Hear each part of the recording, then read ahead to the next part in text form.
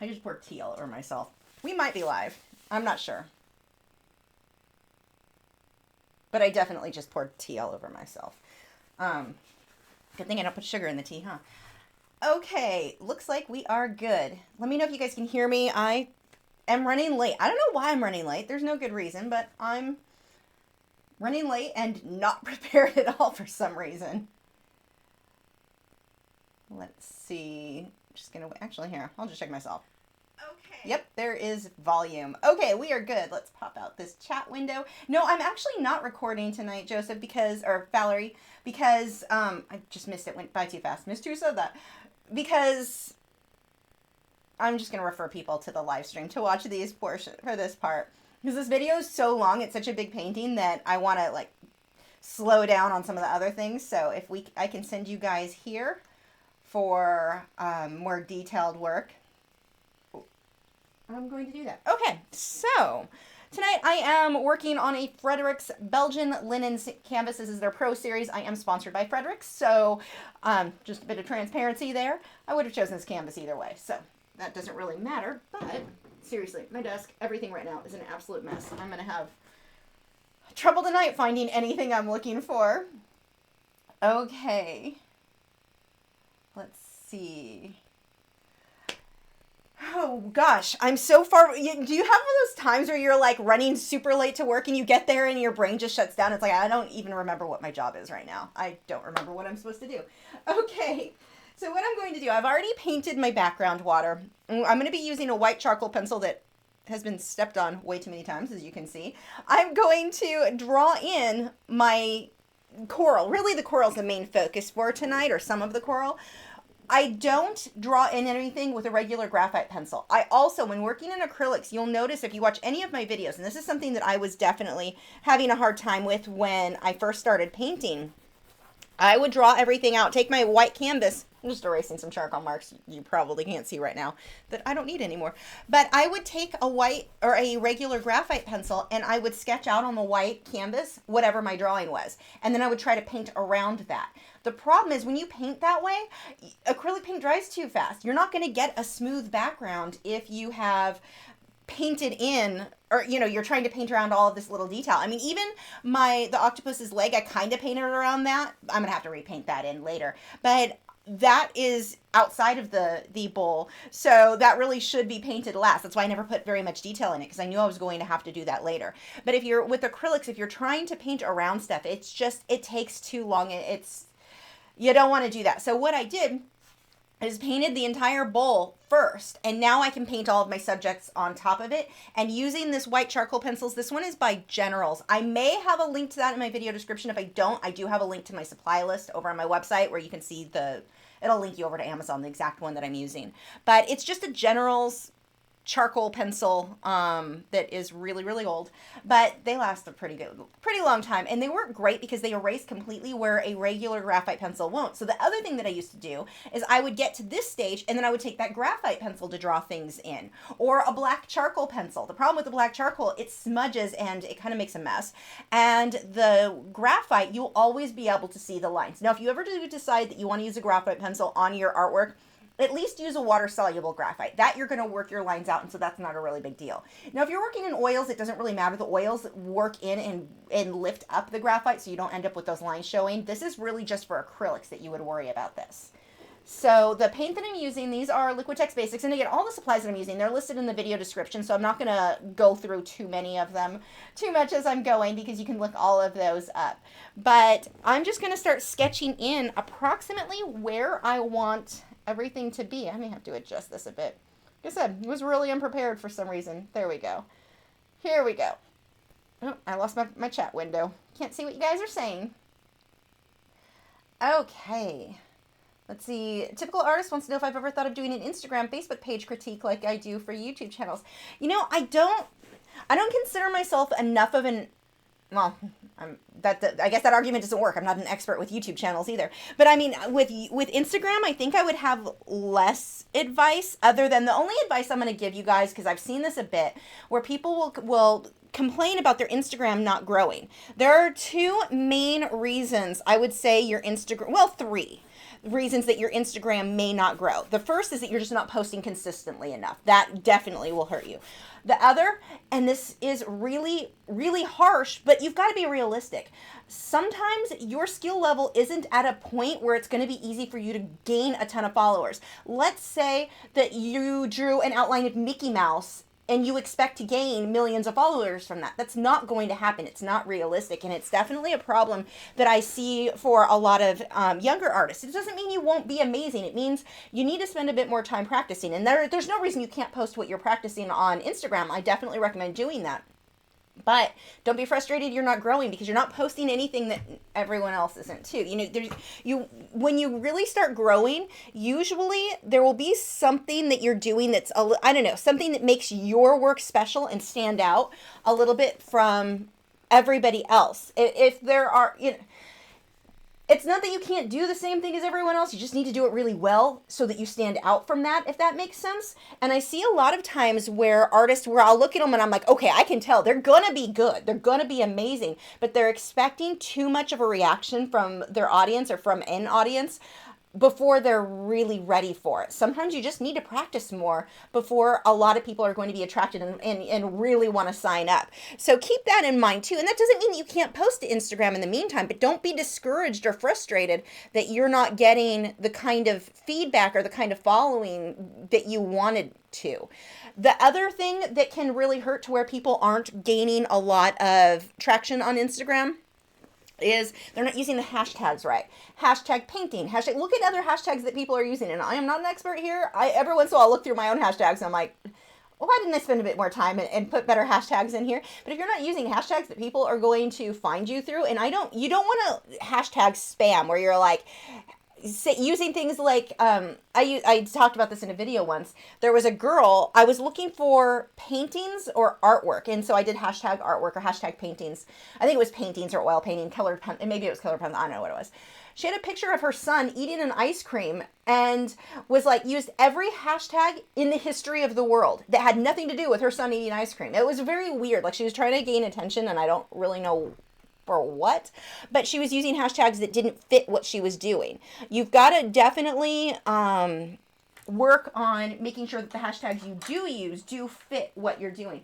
But I see that a lot too, where people are just not using hashtags yet, expect people to randomly find them, and it doesn't really work that way. That is phthalo blue, by the way. I'm going to use some phthalo blue and phthalo green because that is pretty much the colors that I used in the water. I'm going to throw some stuff on the floor. Oh, hey, I found the pencil I was missing, though. Yay. That one's in better condition than the broken one. My studio is such a mess right now. There is just crap everywhere. I really need to clean. But yeah, that's kind of my tip for you for Instagram. When I look at people's pages that have been like, I can't grow. So, like in other art groups, I've seen people do that. And I'll go look at their pages, and it's like, you're not quite there yet. You will be, but don't be discouraged if you're not growing right away, because your skill level has to also go along with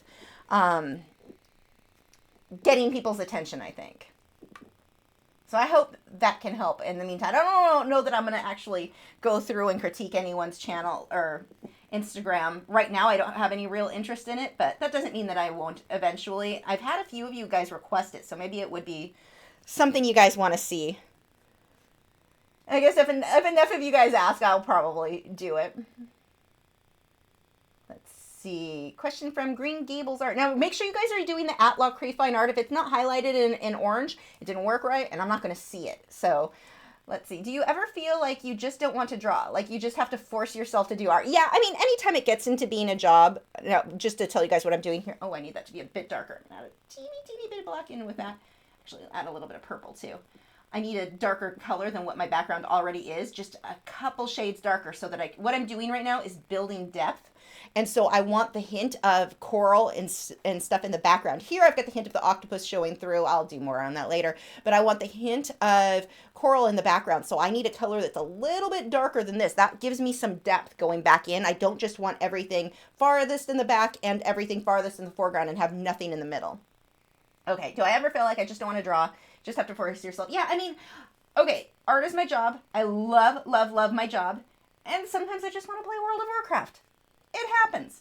Or just be lazy or just watch a movie. There are times where I really just want to do, heck, there were times recently where I just wanted to like lay around and not do anything. Like there was nothing specific I wanted to do. I just wasn't in the mood to draw. It happens sometimes. And for me, it's my job. I mean, I really have to make myself do it because it is my job. I mean, I can't, all of us, any job you have, whether you work at, I used to work in an animal hospital. No matter where you work, you're going to have times you just don't want to go to work. It's a job. And whether you like your job or not, I did not like the job at the animal hospital, but whether you like your job or not, you're not going to always want to work. You're not going to be in the mood to work. That doesn't mean you don't have to go in. They're expecting you. And art, I think you kind of, especially if you want it to be your job, you have to look at it as a job. And when you're not in the mood, you have to make yourself. One thing that you can do that makes it a little bit easier, if you kind of give yourself this, I'm just going to go sit down and paint tonight. That doesn't seem to be as effective as if you say, okay, I'm going to go paint from 8 p.m. to 10 p.m. If you end up painting longer, great. But if you give yourself like, this is my goal, this is when I'm going to sit down and work, and then I can go do something else. I can go play World of Warcraft or whatever else it is that I want to do. At least I get my work done. So that's kind of what I do when I'm not in the mood. But it's normal, I think, to have those times where you're just kind of like, I don't really feel like doing this today. You have to work through it if you are trying to make it your career. If it's your hobby, it's not as big of a deal. And one thing that happens a lot too is once you get started, then you kind of get into it. Then I want to keep painting. I don't want to stop painting will hit. You just have to get started sometimes. So see, I'm adding a bit of water in with my paint. This is very translucent paint anyway. So I'm using the phthalo blue, phthalo green, purple. I have a little bit of black, but it's mostly the purple that I'm darkening this with now. The reason that I'm not using white, well, besides the fact that it would lighten it up, all these colors are fairly translucent. I can let that background color show through, so it gives me that look that this is all in the distance. And when you're painting underwater scenes, that is a big deal. Creating that depth, creating something that you feel like you're looking into the water and it's not just flat. That's very, very important. In anything that you do, getting your lighting and all of that. But with this, the seascape, the underwater seascape is the same as doing a landscape. You've got to create that depth. And that's what I'm doing here by getting this mid-grade kind of just mess in the middle area. Let's see.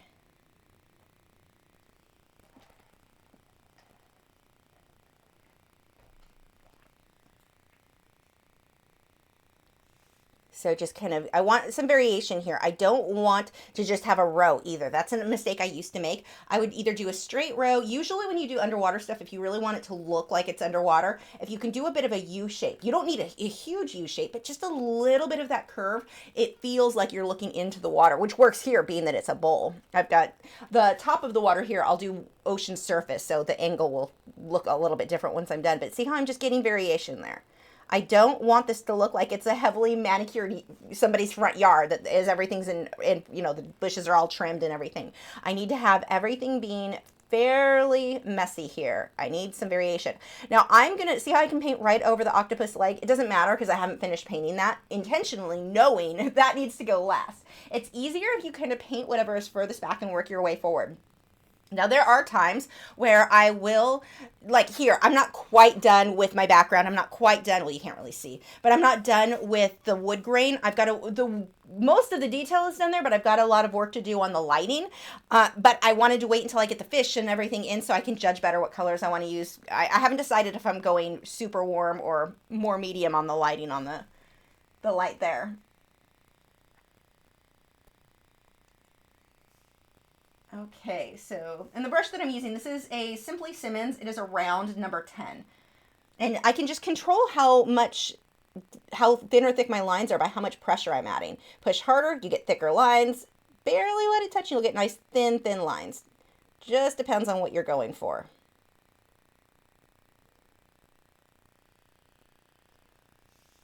Dalila asked, how did I come up with this idea? How do you get where you think outside the box? You know, it's a funny story with that. I decided I wanted to do more surreal stuff, only I couldn't come up with ideas for surreal stuff. I'm like, I don't know why I decided I wanted to do that, but it didn't come naturally for me. And so this was back, gosh, over 10 years ago.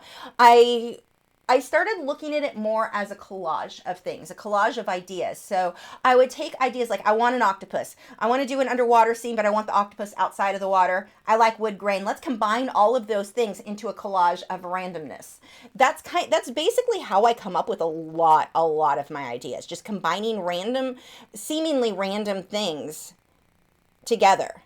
And the more that you do it, the easier it gets and the more ideas you will get. Your first few, and you'll have times, like there have been times where I try to do, I'm looking around my studio, like times where I'm like, okay, I'm going to do something kind of surreal, and I don't really like how the painting came out, but it gave me an idea for an even better idea. Like I have more ideas now for paintings with the octopus with all kinds of different things.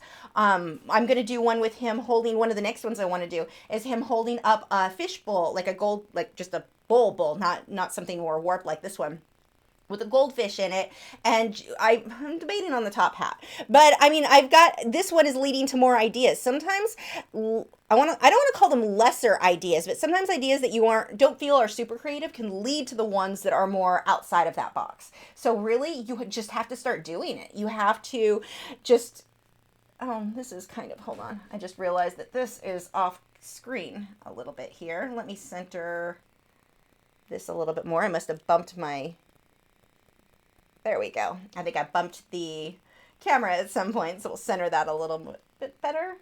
And I lost my chat. Yeah, but the more you just try doing things that are weird or they're just not something that you would see in nature, I think the more ideas that you're going to get for those. It's funny because one of my friends is always talking about how creative she thinks I am. And I'm like, I don't feel that way. I don't feel super creative. All I'm doing is making a collage of random things together, things that interest me. I'm like, oh, that might look cool if I do this.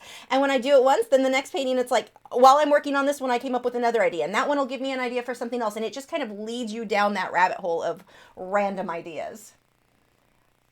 Leela asked, how many paintings did you make before you started becoming good at it? I think the definition of good is so subjective that it's hard to say. Like, for me, my mom always thought I was amazing. Always. I wasn't. My mom thought I was. And then, I mean, I look at like, okay, a year or two into it, and I'd go to coffee shops and I'd find people who thought that work was amazing. Looking back, it wasn't amazing, but I mean, at the time I was pretty full of myself. I thought I was awesome. But you have time. It's just too subjective to answer that. But one thing, good story or good way of looking at this, I had a friend, actually I've talked about him before, Jaime Jimenez. My very absolute biggest art hero. So he was telling me a story about a guy he knew who was going from gallery to gallery trying to get his work displayed in those galleries. And he went into one gallery, and the gallery owner, he said, was actually very cool, very encouraging, but he looked at it and he's like, dude, you're just not ready for this yet. He said, go back, paint 100 paintings, or 200. I forget what it was. It was 100 or 200, something like that. Paint 100 paintings and come back to me after you did. This guy did. He worked his butt off. He painted 100 things. And then he went back. And you may think, oh my gosh, that's so much. He paints some small things, some big things. Doesn't mean they're all this big. But he painted 100 paintings, went back, and he was able, I think Jaime said he sold out his first show. Like the gallery took him in and it sold out. It was a very big deal. The guy was amazing after that 100 paintings. So I think that's a pretty good way to look at it. At this point, to just give you an idea, I'm into the thousands of how many paintings and drawings I've completed over the last, 20 years or so. But as far as the idea of when you got good, it's so subjective.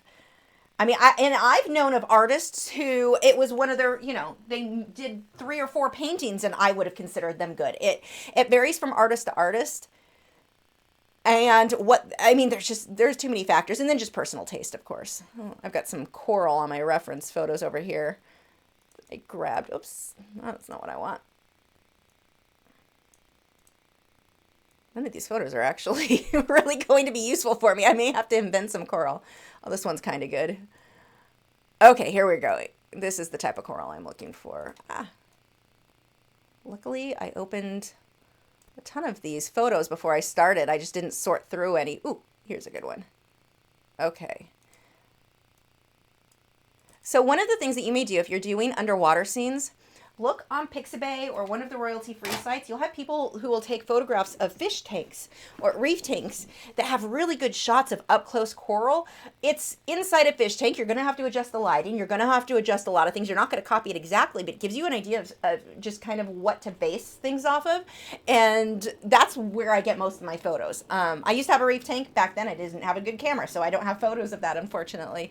But yeah, get just photos of fish tanks. And most of the time, I find that when people have taken photos of the fish tanks, the photographers, or they've taken it of their own, they're not actually photographers, they're just people who took photos. But they're almost always really overexposed, like badly so, because of the way that the lighting is and then just them not adjusting their camera. So you're going to have to make adjustments, but it's still enough to get the shape of the coral. I can change the color of coral to anything I want. So like I'm looking at a coral right now that's mostly white. I can paint that purple, pink, orange, whatever color fits what I'm working on works, because they all adjust with the light anyway. So I don't find myself super like attached to whatever color the coral in the photo, especially if it's in someone's fish tank, because that is going to be so overexposed anyway. Oops. Let's see. I scrolled past this. Well, I really scrolled past too many. Sorry, scrolling up, trying to find your questions. Okay, typical artist said, what is your best tip for doing realist art? Practice. Absolute best tip, practice. And I know that's not what you want to hear. That's all you've got to practice. You have to teach your brain to see things as they actually are, not how you want to think they are. And I think that's the hardest thing. Our brains are like, oh, I know how to draw a tree. I've seen a million trees. I know how to draw a tree. You don't. We just don't. Or people, I know how to draw a nose. I can make an accurate portrait and not use a reference photo. Getting good reference photos helps, but it really comes down to practice. If you don't practice, you're never going to be very good. And that is always, I know every time somebody asks these questions, that isn't what they want. I know that seems not helpful, but it's also extremely honest, and it's what you've got to do.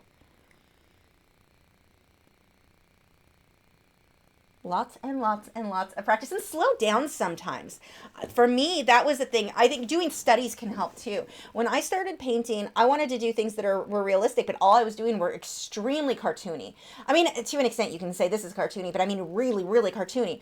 And I was expecting too much, I think, for myself too early on with that. And I was trying to do these huge pieces with, tons of animals, tons of different things. Slow down, work on just a tiger eye. And then work on the tiger head before you get into the whole tiger body of a painting. Like, just do one little, like, do some studies. I think that can really help you to improve your work too. This pencil is just not sticking. There we go. This one is working. I'm going to have to resharpen the other one. It's not sticking to the paint for some reason.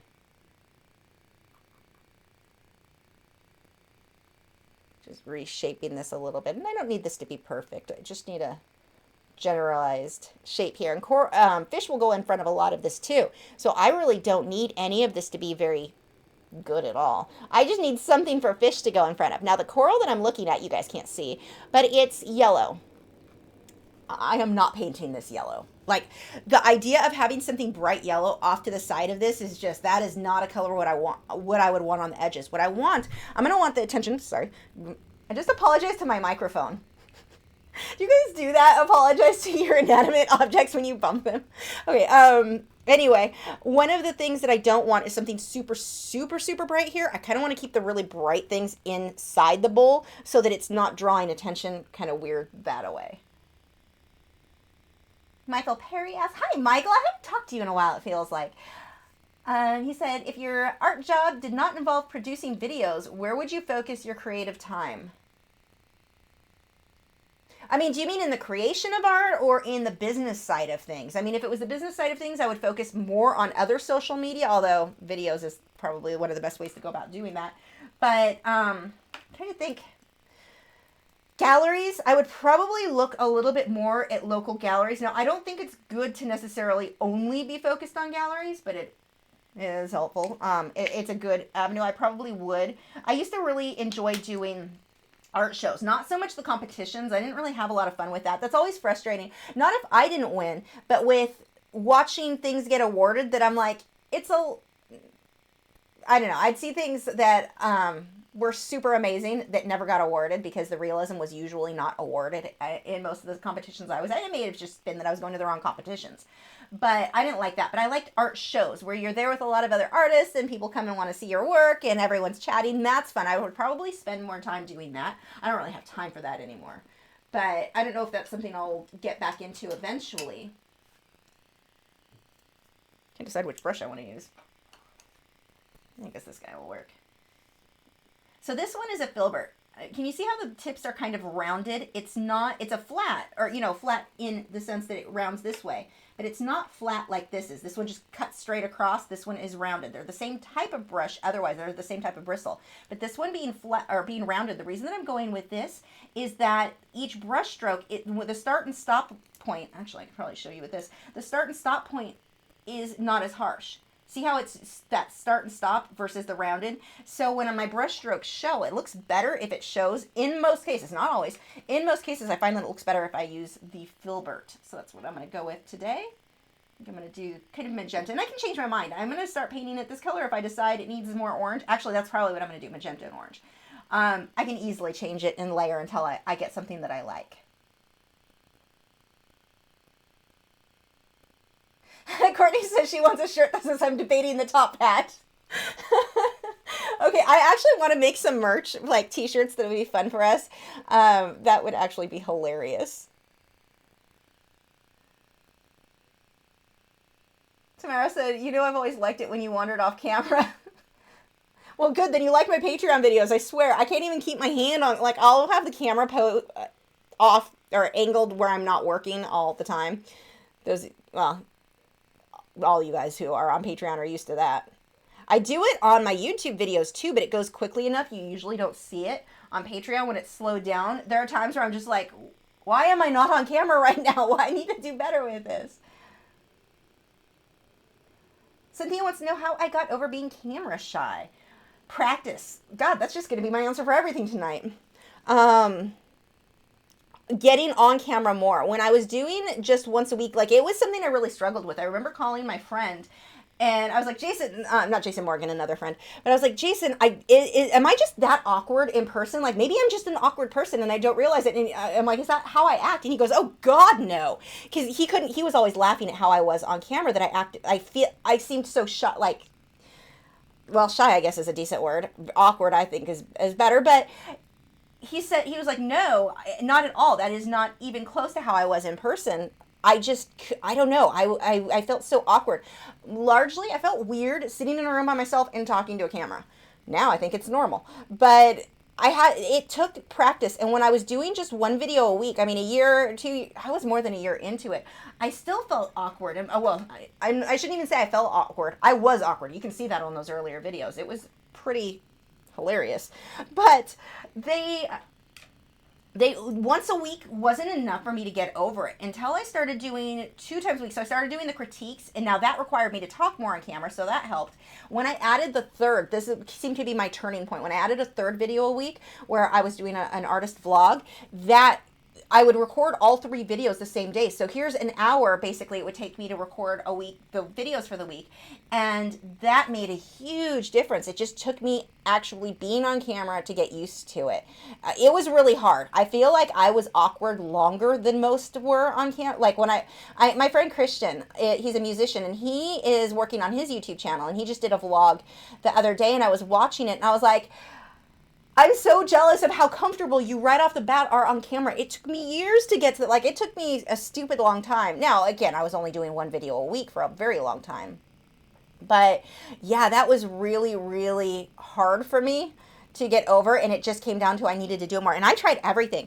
I even tried at one point having a drink or two before, not coffee, of like beer or whatever, before, before recording to see if that would, calm me. It didn't work at all.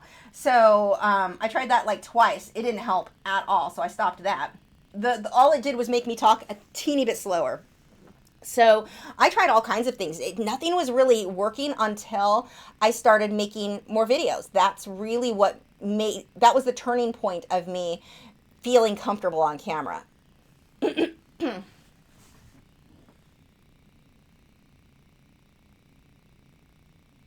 Colette says, do you use Liquitex mediums in your art or other mediums?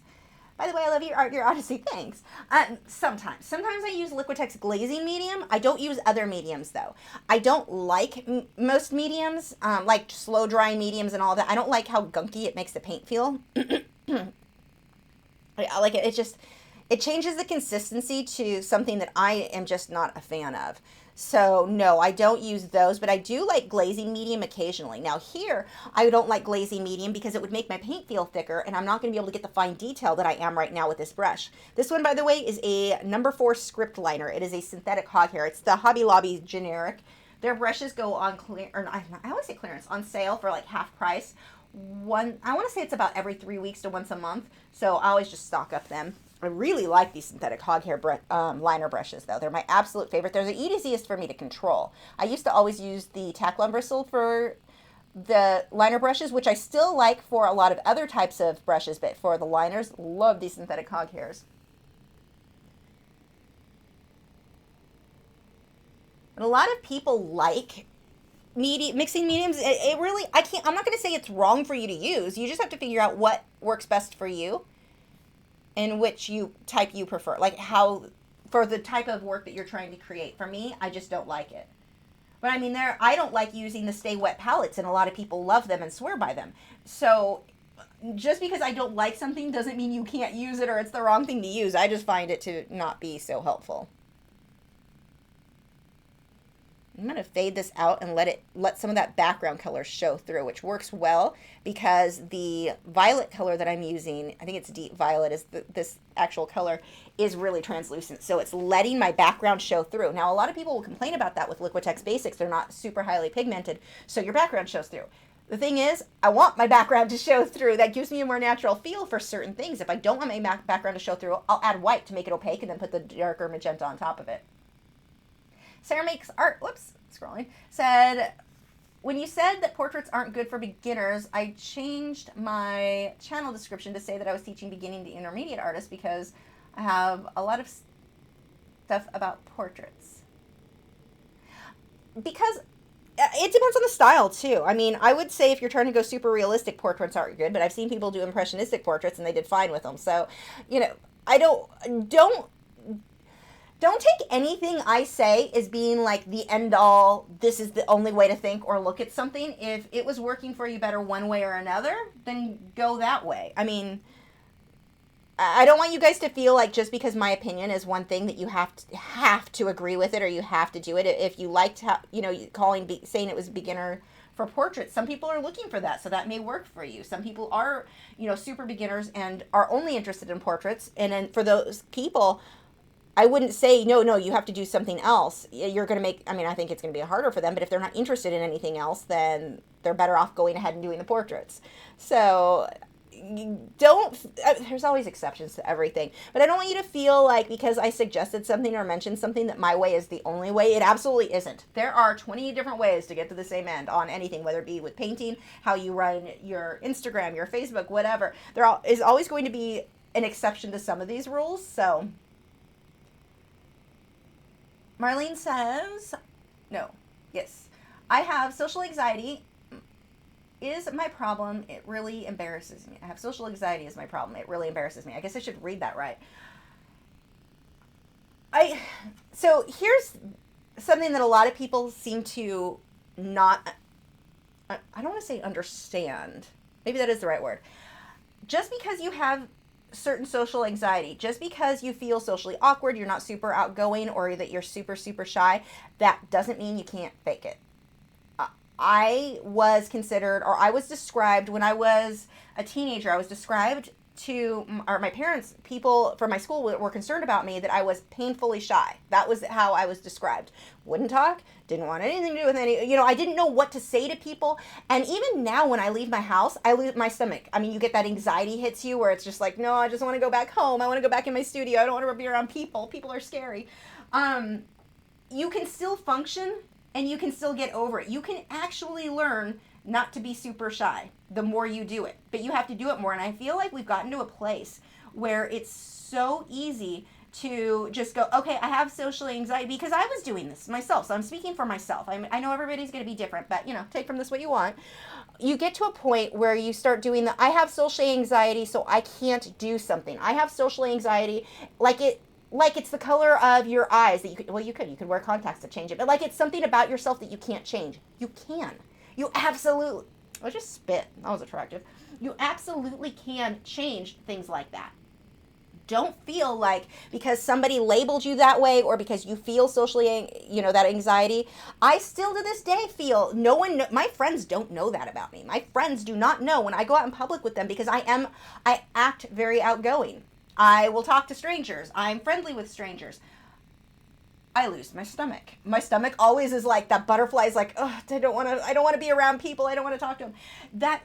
And the more we feed into this, this is how I am, and just accept it as how you are, you're not going to get over it. It's not something like your height or something that you just can't change. It is, but it takes practice. It's like anything else. If you want to get over that fear, you have to put yourself out there and do it. And you can, to an extent. I mean, some people may never be as outgoing as somebody else, but you can fake it. If that's something that's important to you, being comfortable on camera, you can fake being comfortable. I promise you. I actually do feel comfortable now, but it's something that you can learn not to be. And it's always funny to me how many, I have a really close friend of mine who has massive social anxiety, and it's gotten worse over the years because she never leaves her house, ever. So when she does now, it's a million times worse than it ever was. She's out of practice. So it's not that she wasn't already going to have social anxiety. It's that she's so out of practice of leaving that when she does, it's a big deal. You can make it easier on yourself by doing the thing that is causing anxiety, that is causing that. And social anxiety itself is something that we are all getting to a point where we're having to deal with, because so many of us spend so much time in our own homes and don't go out around people. It's making it worse. It's like we're feeding that I almost want to say addiction. That's not it. We're feeding the thing that's causing us to be anxious. We're feeding it. We're saying, okay, I'm going to go ahead and giving into it. That's the word I'm looking for. We're going to give into it. I am really scatterbrained tonight. But I just want to encourage you, don't feel like if you have social anxiety, if you've been diagnosed with social anxiety, there is no reason you can't fight that and work through it. It takes effort and some definitely being uncomfortable, but it's not something that you have to stay at. It's not a state of being that you can't work through.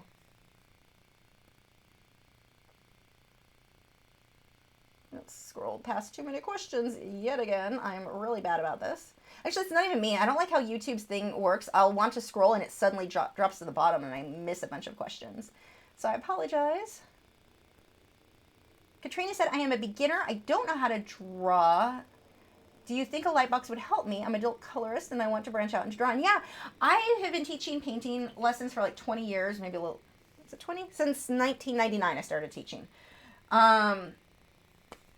Yes, it does help. I have seen, but you can't only trace to learn. You have to trace, combine that with freehanding. So what I would have students do, let's say you trace something 10 times. By the 11th time, the 12th time of freehanding it, you're going to notice things you would never have noticed. You're teaching your brain and your hand to see and translate what was on the paper better. If I have that same student freehand 10 times and not trace at all, by the 11th, the 12th, the 13th time, hopefully there's some improvement, but more often than not, they're making the same mistakes over and over again. So by tracing, by using that light box in combination with practicing freehanding, you can't just do one and not the other. I have seen such a difference in how much people improve and how they grow. So absolutely it helps. And also everyone's going to learn differently. So I always hear people go, oh, it doesn't work. I've been teaching that method for 20 years. It works. It works well. But you have to practice freehanding too. If you're only tracing, you will improve, but not to the extent that you would if you were doing both.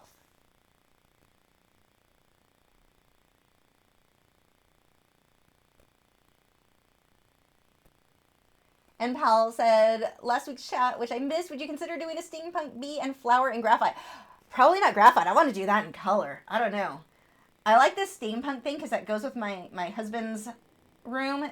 He has that theme going. Well, steampunk / hoarder who didn't clean up. But he keeps the rest of the apartment clean, so I figure good enough. I may have to threaten his life if he did that to the rest of the apartment. But anyway, no, his main, if he had a theme when the room is clean, steampunk is what it is, so I can actually paint stuff like that for that room, which would be fun.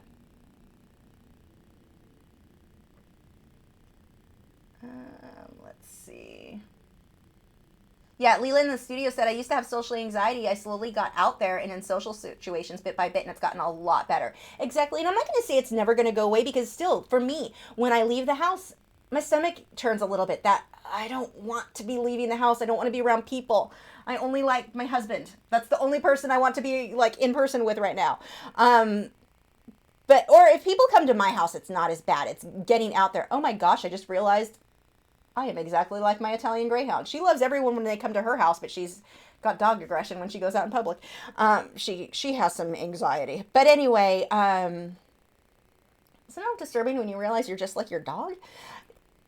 Yeah, it really gets better. The more you put yourself out there, the better that's going to get. You shut yourself off, and it's only going to get worse.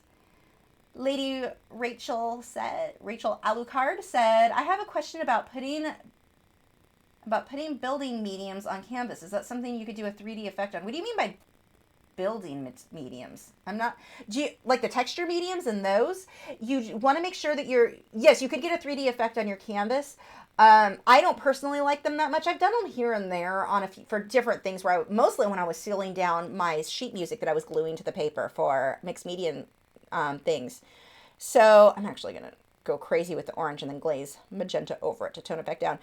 I just want to create some texture in here. But anyway, yeah, you can make sure you're using a heavy tooth, a canvas that can handle it. So like this canvas, the Belgian linen, I would not use texturing medium or any type of texture medium or where I build it up, because it's going to be too heavy. It's going to cause the canvas to kind of stretch, and it doesn't have enough to grip to. So you want to go with a really heavyweight canvas.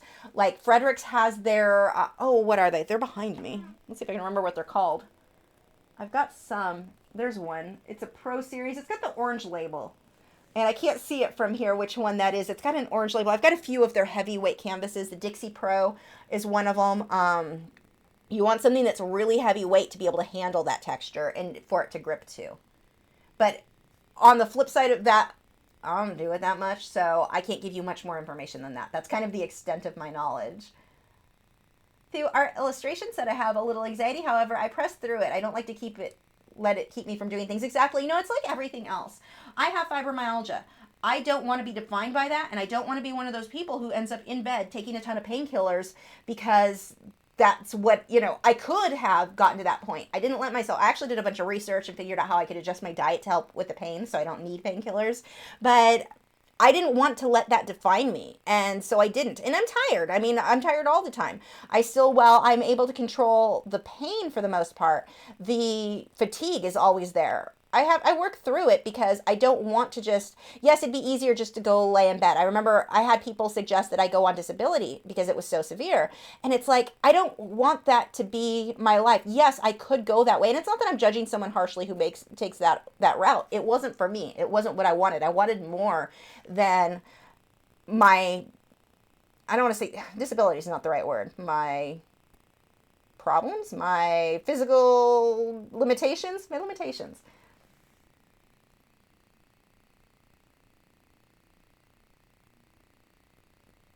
Yeah, and the more one of the things that helped me too, playing violin and being on stage, that helped. That definitely helps you get through that a bit. And you even still, I mean, if I were to step on stage right now, I would still have that bit of anxiety. Once I start playing, it's gone, it's over. So that helps.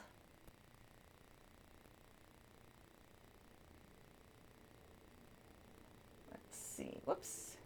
Do I have any scheduling advice this is from Tammy, for someone with ongoing illness and is fighting to find energy? The scheduling was a must for me because it's just too easy to go, I'm tired, I don't feel like working today. So I made myself stick to a schedule, and I was so busy that I didn't have time to think as much about how tired I am. Every once in a while, I do get jealous of people sometimes where I'm like, I don't really have too much in the way of jealousy, but every once in a while, my thing that I'd be a little jealous of is like, oh, I wish I were a normal person where I wonder what that would feel like to have energy. People assume because I talk fast I have energy. Those two things are not related. But no, I made a strict schedule. I made a crazy busy schedule. I've let it up a little bit so that I can have some personal time, but having that strict schedule that was more than what anyone else, I mean, it was a lot for someone without fibromyalgia, let alone someone who had it. I mean, I worked myself like crazy, but it helped because the thing was for me, I was going to be tired either way. My back is going to hurt either way. My muscle, everything, I'm going to feel the same whether I'm in bed or I'm working. In bed is certainly easier, but either way, I mean, laying in bed, and because you do the whole, I need a rest. I do take a nap every day, or I try to. I can't function if I don't. Today was a good nap. It was almost 2 hours. It was kind of amazing. But if I don't take a nap, I don't get as much work done. So I know that about myself, and I have to give into that every day, and I would get a lot more done if I didn't need to. But I also work a lot, so much that I just don't have as much time to focus on how tired I am, if that makes sense. It almost seems like it contradicts itself. But I mean, when you get to where you're doing that much, it does, for me, it made it easier. Before I made such a crazy schedule, I feel like, I mean, I'm still tired. I know I'm still as tired, but I feel like it felt worse when I wasn't doing as much. Part of it may have just been my own self of being like, not real thrilled about the fact that I wasn't accomplishing much in life. I didn't like that feeling, and that made me feel even worse. Now, the fact that I know I'm going to get stuff done, that alone is a bit energizing, I think. Now, the colors that I'm painting here, all of this will be changed as I move through this piece. I'll just keep adjusting as I build up, go back and go, okay, I want this brighter, toned down. I may completely change the shape of this. I don't know.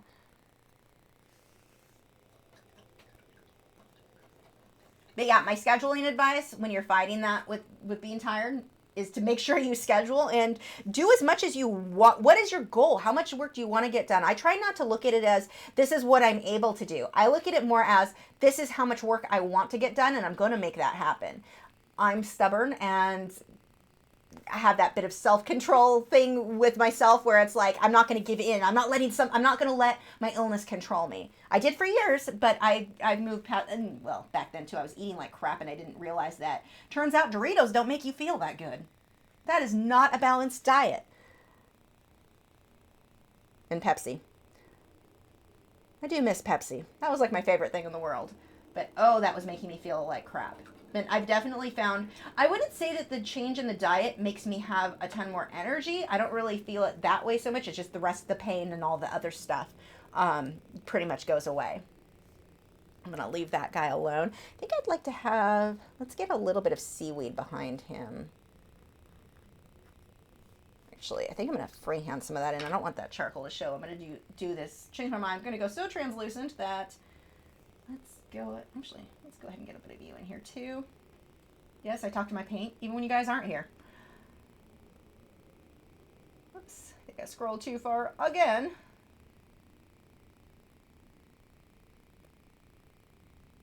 Oh, hi Aldi from Indonesia. Okay. Oh, Night Dream said, would you suggest cold press or hot press for watercolor pencil? I like hot press. Definitely my preference there. I use cold press, but you're going to get that bumpier look, and it's just not my preference. Some people just love that look. So for me, though, if I were getting something for myself, I go with hot press. Candy Cane likes that I talk fast. Thank you. Yeah, I prefer people to talk fast too. Even when I read, or I say read, but when I listen to my audiobooks, I will usually speed them up quite a bit too. Like, I cannot listen to someone speak slow. It drives me crazy. It's always been kind of funny to me when people think that it's appropriate to complain or, talk crap about someone for talking fast. And it's like, can you imagine if those of us who talk fast said the same thing about those who talk slow? That's offensive. Yet for some reason, people think that it's okay to say those same things about someone who talks fast. Like, I'm sorry, my brain works quickly. I'm sorry, your brain does not. I don't know. I don't know how to word this in a way that isn't super offensive. And in which case, I wouldn't say that to somebody. So that's what's kind of funny to me, how many people, I'm assuming, Candy, that you like that I talk fast, that you talk fast too. It's always funny to me how many people think that that's an appropriate thing to complain about. Like, it's just how fast I talk. But yeah, I speed up my audiobooks by like, the one I'm listening to right now is only by like 0.10, so it's not a ton. But I almost always end up speeding them up because I lose interest. Like if someone's talking very slowly, I just can't keep focused. Even if I love what they're talking about, or even if I love the person, I start to fall asleep.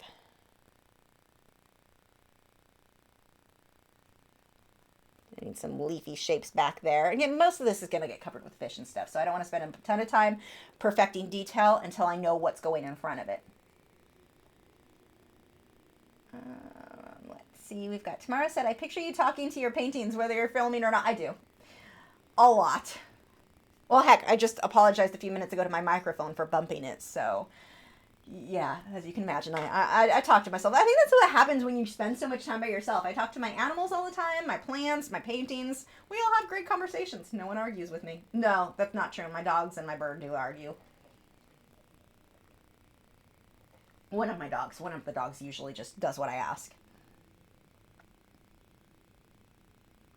Green Gable says, sometimes I have to speed up your videos to understand them better. That's really fast. Okay, what do I want to paint next? Let's get one of these little bumpy guys. I'm actually going to draw some of this in. Wait, no. I'm trying to decide which coral I want moving out. Now this color, I can see I am not going to leave that. That is too close to the octopus. So see what I mean by I'm going to adjust stuff because in my head, I'm like, yeah, this color is going to be great right there. It just looks like him. It matches too much. You guys can't see that much, but I mean, it matches his leg too much there. And while I will adjust the lighting on his leg once I get this painted in, I guarantee you that isn't going to stay that much like what I have it right now. I'm going to have to move that to a completely different color. I haven't decided what it's going to be yet. Let's get one of these little bumpy corals in.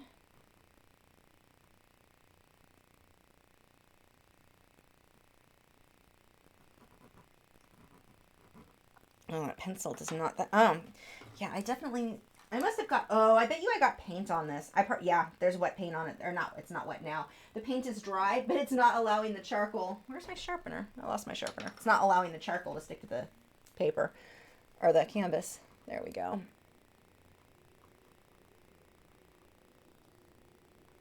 I'm gonna have this guy come in front of it. We'll wrap him around a little bit.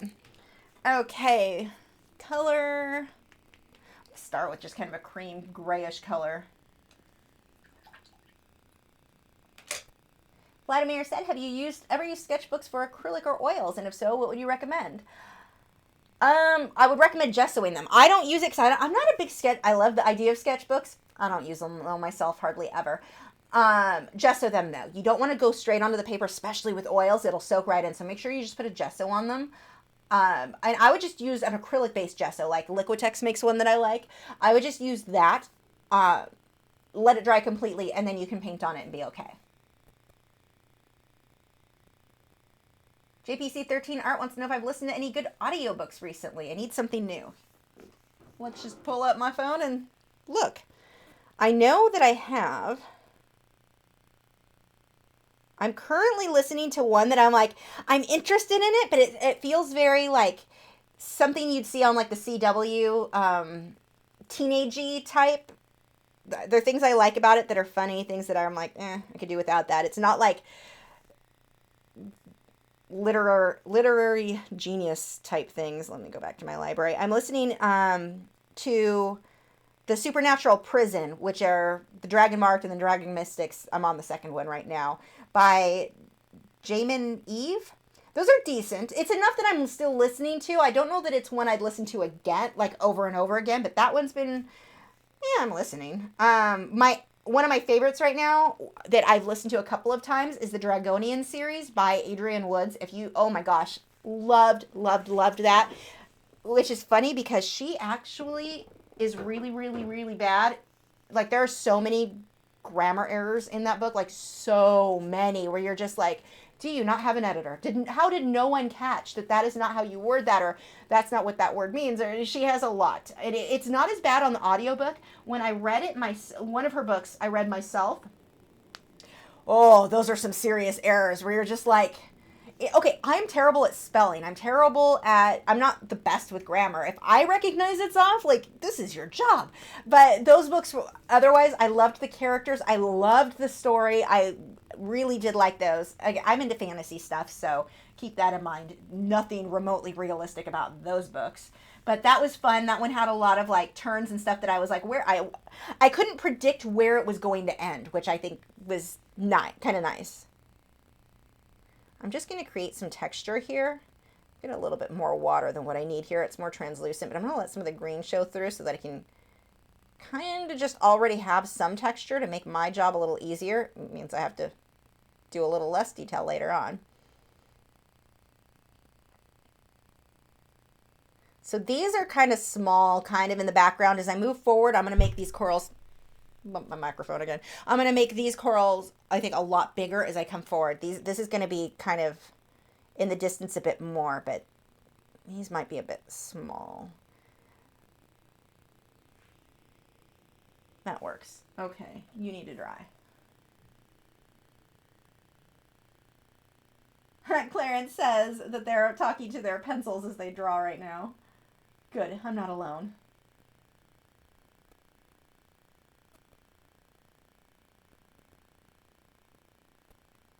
Let's see, the poll guy said, how do I deal with failure? For example, not being good enough. It's actually a fairly common question. It's so subjective. I mean, what you think is not good enough is not necessarily what someone else thinks is not good enough. And a lot of people just, I'm almost glad in a sense that I was more confident in myself. I think my mom was a lot to do with it. Both my parents, my good dad, not the bad one. They were really, everything I did was great and amazing. And oh my gosh, I can't believe you did this. This is so good. And it helped. My ego was bigger than it needed to be back then, but it also helped me not to be like, oh, this isn't working. And I've also always had an attitude. I think this is the redneck in me of, I can build something out of nothing. Give me a tire and some duct tape and I will build you a house type thing. I think it's my long lost redneck genes there. Well, not long lost, half my family. But anyway, I don't know, you grow up, we were not wealthy growing up. We were pretty broke. And a lot of things that I wanted, like my friends had toys and had different things that for their Barbies, and they'd buy the Barbie Playhouse. I didn't have that. Unless it was a hand-me-down, I probably didn't have it. So I built my own house. I took a box. I would get old cardboard boxes and tape and the cheapest whatever. If my mom had paint, markers, anything handy, and I built it myself. And I'm glad that I kind of grew up poor there because I learned that I'll make it. I'm going to make it work. I will figure this out attitude. And that applies to art too. Because so often with art, you get into this, I don't know how to do it, so I give up. I'm not good enough, I give up. I grew up a little bit different. I don't have something I want, I'm going to make it happen. I'm going to make do with what I have, and I will figure out a way to make those goals happen. So I want a Barbie playhouse. I used to make my Barbies water beds out of, I would find old bags, especially if I could find a Ziploc bag. That was ideal. I would wash out ones that had been used and reuse those. But a Ziploc bag makes for a good Barbie water bed, as it turns out. So, I could have, I would just you're constantly, I think, growing up with that mentality. You're thinking outside of the box, having to make stuff for yourself. And I think it's healthy. I mean, it's a good thing because I applied that to my art. And I think that that's something that you have to kind of work on more than anything else. It's not just being confident. I think it's learning that you'll figure it out. Okay, something's not going, this looks terrible right now. I know, I don't care. I'm going to fix it. I know I can do that. I've kind of grown up with this attitude of I'm going to mess with it until it works. So this idea of not being good enough, it may be true. I think none of us ever feel good enough, but I mean, that's just too broad of a way to do it. But having that determination that you can get there, that you can work on something and make it whatever it was that you wanted it to be is kind of a big deal.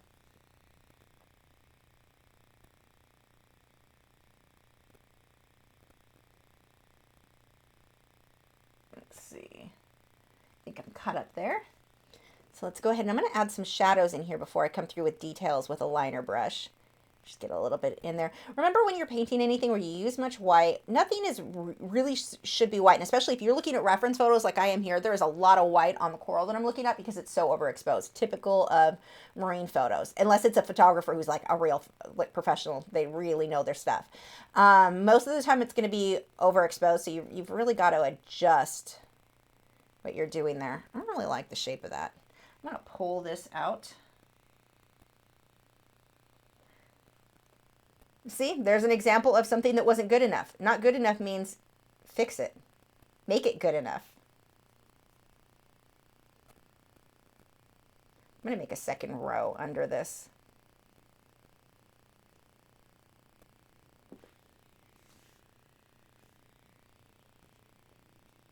Marilyn said I used to make snow scenes with baby powder. That'd work. One of the things that got me starting to take painting and drawing more seriously when I was maybe around 12, 13. That's where I kind of went from, I'm just constantly drawing. I drew all the time. But I went from that to, hey, I want to make this look realistic. I want to like really make this horse. I loved horses. Horses and birds were my things I used to draw all the time. I really want to make this look realistic. I had some cheap charcoals. We got it like... I want to say CVS. It wasn't CVS. It was called something else. Not Walgreens. Something like one of those pharmacies. They had like a teeny tiny art supply section. So I got some cheap pastels. And it was more charcoal for a chalkboard, not really art supplies. But I got those and I would draw out birds because my walls were bare. I couldn't afford, or my parents couldn't afford, the posters. All my friends had these cool posters of tigers and marine life and dolphins and all these things all over their walls. And I didn't have any of that. And I was jealous of that. But not like angry, bitter jealous, more like, I'm going to make this happen. I can do this for myself. And I would draw my own. And that's where I started being like, okay, I'm going to go from just loosely sketching stuff in to trying to make it look realistic. And it came out of that desire of, let's work with what I don't have. I don't have something, so let's work with what I do have.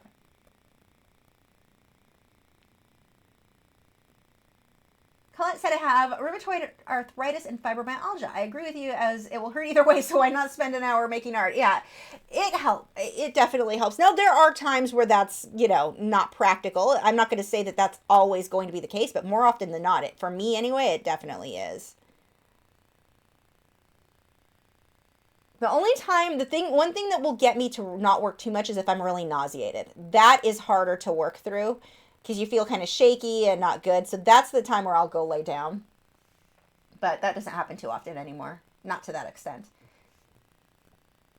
Katya said, when I was a kid, I made a purse from an old pair of jeans because I couldn't afford one. I got so many compliments on it. That's awesome. See, yeah, I learned to sew because I wanted to make stuff. I learned to do so much because of that. And I feel like, some of my friends that may have been more wealthy or better off kind of missed out on some of that stuff. Well, actually, a lot of my closer friends would just make stuff with me too. So they did a lot of what I did, but I definitely, I don't regret that.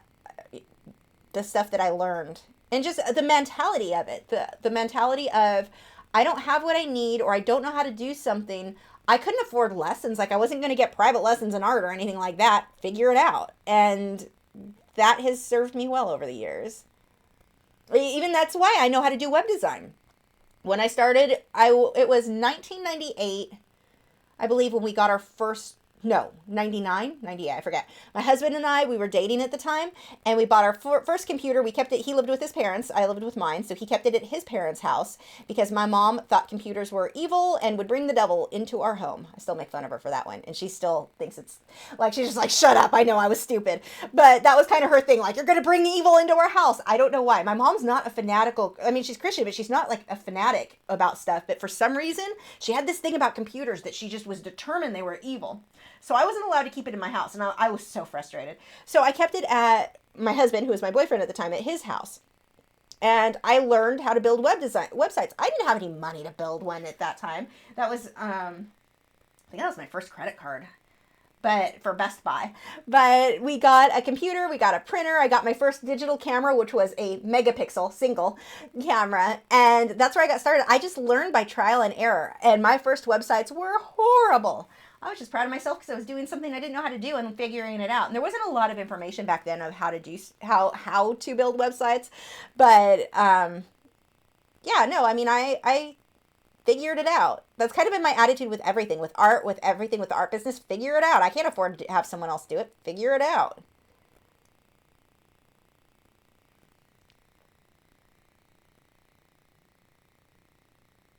Oops, scrolled too fast. Pamela Green said she bought the light I have on my easel. She loves it. Yeah, isn't it? Oh, I love this thing so much. The only thing I don't love is it washes it out a bit on the camera for some reason. But what I'm seeing is super clear. Like my lighting, I love it. It's so adjustable. Like I can make the little arms like a V. I can't show you here, but it like changes. I can reposition it in a way that I couldn't with my Light. I actually like it way better than the Light, which is cool because it's like less than half the price of an Light.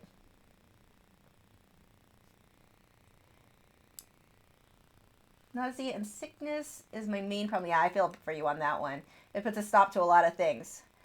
And you know what's funny? The nausea for me was diet related. The things that I was eating and drinking were causing it. And I didn't even know. I would be like, okay, I don't feel well. I'm going to have crackers. I had celiac disease and I didn't know it. And that was a huge part of it. And then I have problems with my adrenal glands. That'll make me nauseated too. But I would eat things that I was like, okay, this seems mild. This will make me better. And I was making myself more sick and I had no idea. I'm just putting random details to build texture, and then I'll go through and build more texture, like define the texture later. Okay, let's get, what color do we want to go with? I want to make some little tubey guys. I don't have a reference photo of one. I'm trying to think what color I want to go with. Decisions. Let's go with, I don't know. I can't decide. Janice said, sometimes it's more fun to figure things out for yourself. Otherwise, it'd be like doing a crossword puzzle with someone telling you the answers over your shoulder. Yeah, I think you learn better, too, when you figure out something on your own. You remember it. Like, you're like, you know why something didn't work. Because I can tell somebody, like with students, I could tell them, do this, don't do this. But they're not going to remember it as much as if they had made the mistake and learned from trial and error. They learn it. They retain it better. Kat Sanders said, when I was a kid, I learned to sew because one of my friends and I made a little change purses to sell. Whoops, it scrolled too far. To our friends at school. I think we were about 8 or 9 years old. That's cool. We used to make scrunchies. I was in Girl Scouts at one point, and they taught us how to sew scrunchies for your hair. And back then in the 80s, that was really popular. Everyone had scrunchies in their hair. So I used to make those like crazy. So I would take any scrap fabric I could get from my mom or my grandma. And I had so many hair scrunchies.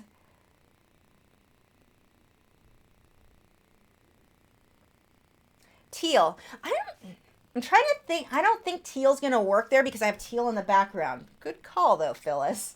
I'm thinking more yellowy, goldy kind of colors, maybe orange. Not too orange because the octopus. Let's play with some of this. Let's just go a little bit new. Oh, my yellow's all dried up.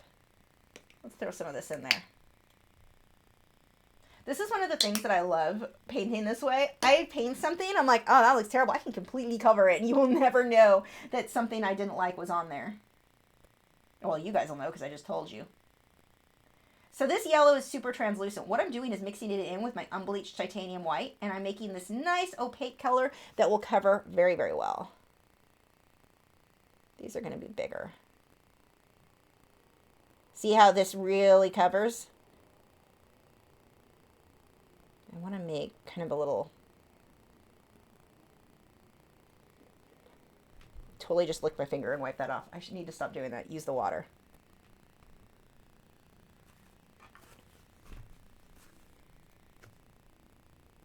There we go.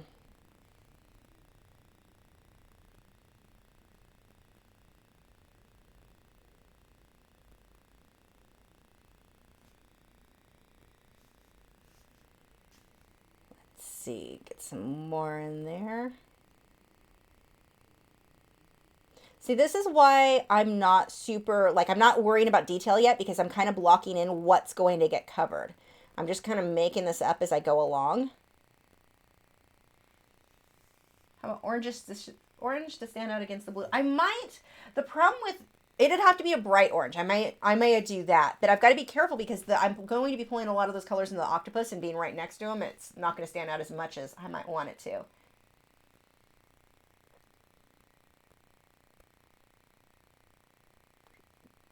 drawing these in. I actually could be drawing this with my charcoal pencil.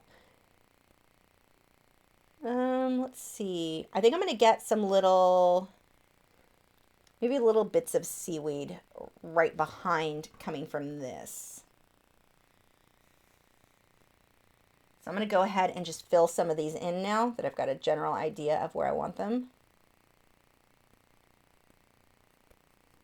Now I'm going to let this stay streaky, but see how I'm following the streak in a slight curve so that they keep that rounded shape.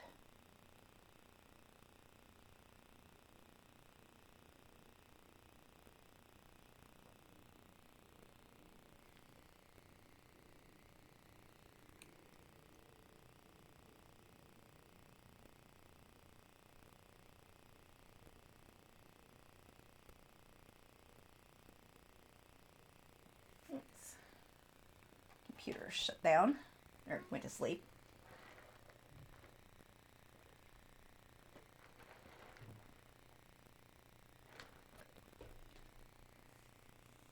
The poll guy said, teacher, I'm doubtful when it comes to illustrating. When you are careless and effortless as I am, you start having doubts even with the things you like. It sounds like you're overthinking things in all honesty.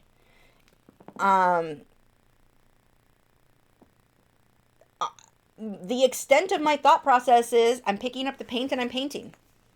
You're worrying too much about things. You're over analyzing things that don't need to be analyzed at all, it sounds like. I mean, I've not seen your work, so I can't say, but it really does sound like you're thinking too much about it and you're not enjoying the process. And that is just something you have to work on yourself, just being aware that you're focusing on things that don't really matter too much. It always amazes me. It's 9:18 at night and I'll have neighbors take their dogs outside and let them bark. I'm like, I don't understand why you wouldn't tell your dog not to bark. I tell my dogs not to bark and they stop barking. Because we don't have yards. No dogs are just out there barking. They're on a leash with the owner and the owners just let them bark like crazy late at night here. It's really odd.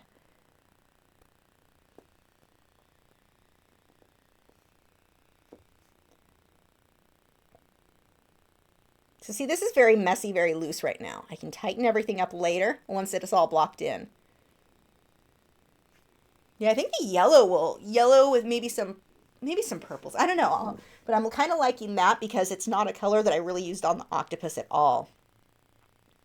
And that's not a color I really will go back and add onto the octopus, so that should work.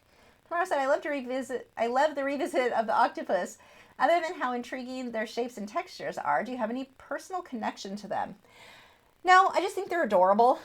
It's kind of like flamingos. There's something about them. It's like, I don't know, they're shaped weird, and that is adorable to me. So yeah, there's nothing, I mean, the fact that they're in the ocean, I definitely have always felt a connection to anything ocean related. That I can't explain other than I've just always liked it. Like, it's always had a very calming, and I know it does that for a lot of people. It's not like I'm special for saying or feeling that way, but it definitely has a calming effect for me. More so than like freshwater. Freshwater, I love water in general, but like the freshwater fish, looking at them, it doesn't calm me at all. They're cool looking. I mean, I love goldfish. I like a lot of the different fish, but it doesn't have that same effect. There's something about marine life that does it for me that I don't know, it's just so calming and it makes me happy. Okay, let's get some other shapes in there. Actually, I think I'm going to start drawing a few of these back out again so I can figure out where I want to go. Let's pull up the reference photos.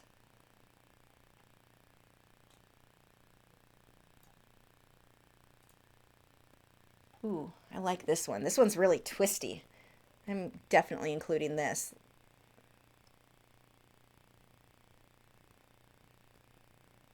It has like a Tim Burton feel, just because of the way that it curves and twists around. Actually, I probably need to go bigger. See, this is why I like my charcoal pencil, because I can change my mind completely. Decided, you know what? I want to go bigger than that. And I don't need to worry about smudges here at all anyway, because I'm going to... Yeah, that will be a better...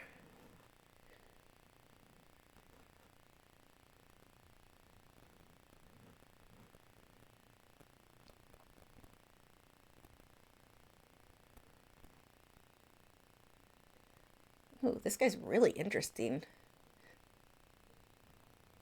Now, when I draw something like this, I don't worry about copying it exactly. It doesn't matter. I'm just going for kind of close.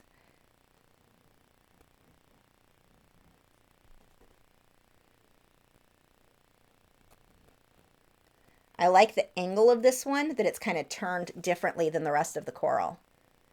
I don't want everything to, and normally, you know, you think, okay, you want things to be in a similar perspective. When it comes to water, it's a little bit different. The way that things grow, they may be on a hill, they can be angled different, the same with the fish. And I like the variation. I don't like everything to look too uniform going across because it feels very unnatural in the finished painting.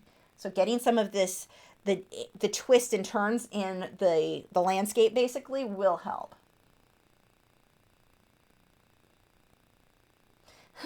JPC13 Art says you should put a huge sign on your patio that says shut your dog up, I'm painting. Yeah, I have a feeling I don't want to make enemies of my neighbors, that's for sure. I'll just complain here that I don't understand why they're letting their dogs bark the way they do. That's never made sense to me. My in-laws do that. They've got a Chihuahua, cutest little dog. And she is the most obedient dog, which is weird for a Chihuahua. Most obedient, well-behaved dog. She's really, really neat dog. But they encourage her to bark, and so she will just yap her head off. She did not care if anyone was sleeping, if anything. She just barks because they've always encouraged it, and I never really got that. I don't know. I don't think of a barking dog as being super adorable. Maybe that's just me. Maybe other people do. Like, use your manners. Be quiet. Make this a little bumpier. Now, one of the reasons, too, I'm not putting tons of details, I'm probably going to build in the back, too, more. And this allows me to be able to make changes without feeling like... If I put you... Let's say I worked on this coral here. I put in tons and tons of detail and just finished it. It is 100% done. And then I go on to the next coral and realize, ooh, I don't like the color of this. I may not be willing to make necessary changes just because I put too much time into it already and I don't want to feel like I wasted the time. But because I didn't put much time into it, it's just a quick little underpainting, I feel totally free. If I wanted to change it, which I may, I'm actually not in love with that one. I may change that to a different coral altogether. I feel like, for me anyway, I'm going to be more willing to make necessary changes because I didn't work start to finish. Just laying it in like this works out really well for me. Not everybody is going to work that well. So for some people, it'll work better if you just, you know, start to finish one thing at a time. You have to figure out what works best for you. Pamela Green says, maybe in a past life I was a mermaid. Yeah, I used to, when I was a kid, that was one of the things I used to like to pretend that I was. That I really wanted to be a mermaid. Which is funny because as an adult, I actually don't like to go into the ocean because I know what's in there. I don't want things touching me. It's weird. Crystal says she tells her basset hounds to use their inside voices. My mom used to breed basset hounds. Oh, they're so cutest puppies in the world. Don't get them wet, though. My gosh, bassets stink. They have like such a distinctive, you know what I mean? That distinctive wet basset hound smell. But oh my God, I don't think there's a cuter puppy in the world than a basset hound.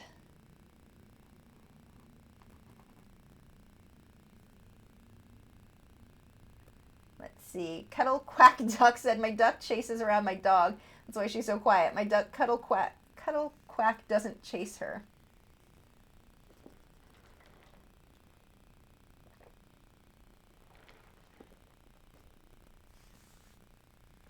Okay, let's see. Let's sketch in a few other shapes here. Oh, I know what I want. Let's get these guys.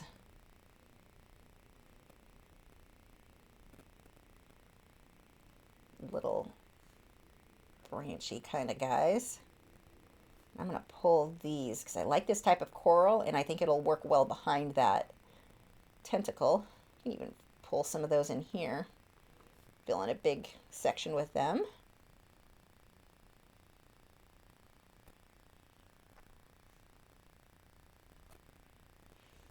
Ooh, I'm liking that movement. So I'm still going to change him, but I like the positioning of this. Crystal said, mine get regular baths, or they do have that hound smell. I feel like when ours, Sarah was the one we had the longest. If it rained, if she got a bath, it didn't matter. It was just like, oh, don't get Sarah wet. We don't want to smell wet Sarah. And she was healthy. She didn't have like any skin conditions. Bassets are just, they have a very distinctive wet smell.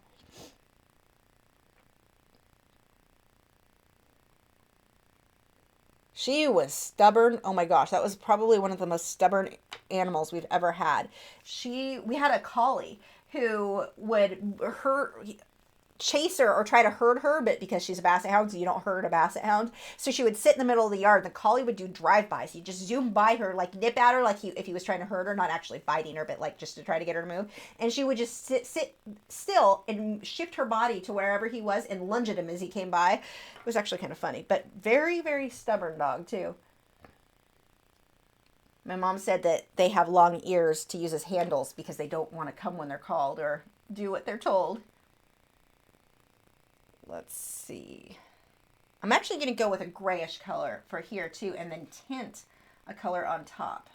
So I'm going to mix a little bit of black in with my white. And that gives me a nice base that I can adjust the color to anything that I want from then on out.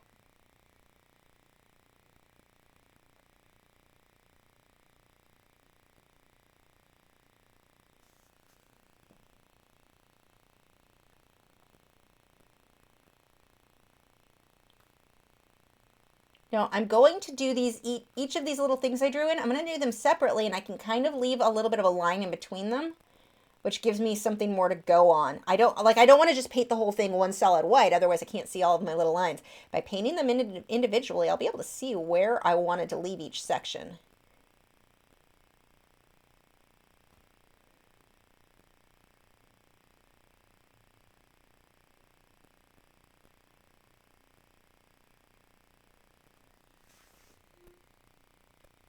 So I'll have to go back through and shade them all. Katrina said, what I don't know how to draw. I'm an adult coloring and I want to learn to draw. What is the first thing I should do? Draw. That is not the answer you're looking for, but it is the correct one.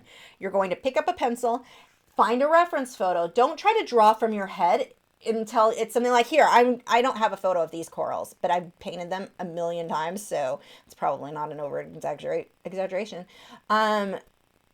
Get a reference photo and practice drawing it. You can practice tracing. Tracing will help a lot. So, let's say you're going to learn to draw a rose. Get that rose, trace it 10 times, then try freehanding it. Then trace it another 10 times, then try freehanding it.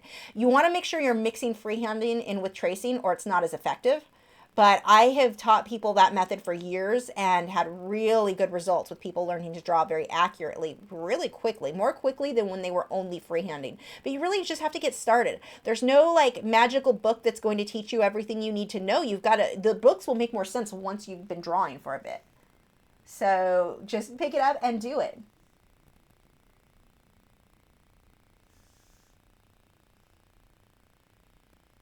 Nicole Sewell says, my neighbors think it's funny when their 80-pound dogs charge the fence at my 16 and 9-pound dogs. Their dogs also charge the fence at us. Ugh. That is not... See, I really want to buy a house, but then I hear horror stories about neighbors that are like, really? How can someone be that inconsiderate? Drives me crazy. That's really frustrating. And I'm like, I don't even know how you fix a situation like that because you're stuck with living next to them. Maybe put up plants, like thick bushes in the way where they can't see through, maybe. I don't know. Marilyn said, my husband says his bloodhound has good puppy smell. Your husband is incorrect. Bloodhounds, basset hounds, they have a smell that's not good puppy smell. I love bloodhounds. When I was younger, I wanted one so bad. Those are such awesome dogs. Kind of worth the smell. I've never had a bloodhound, but I've always loved them. I did a painting demonstration which is weird, at an animal hospital quite a few years back, and they had like a big event and they just wanted a bunch of animal related things there, and someone was there with his bloodhounds that he did search and rescue with.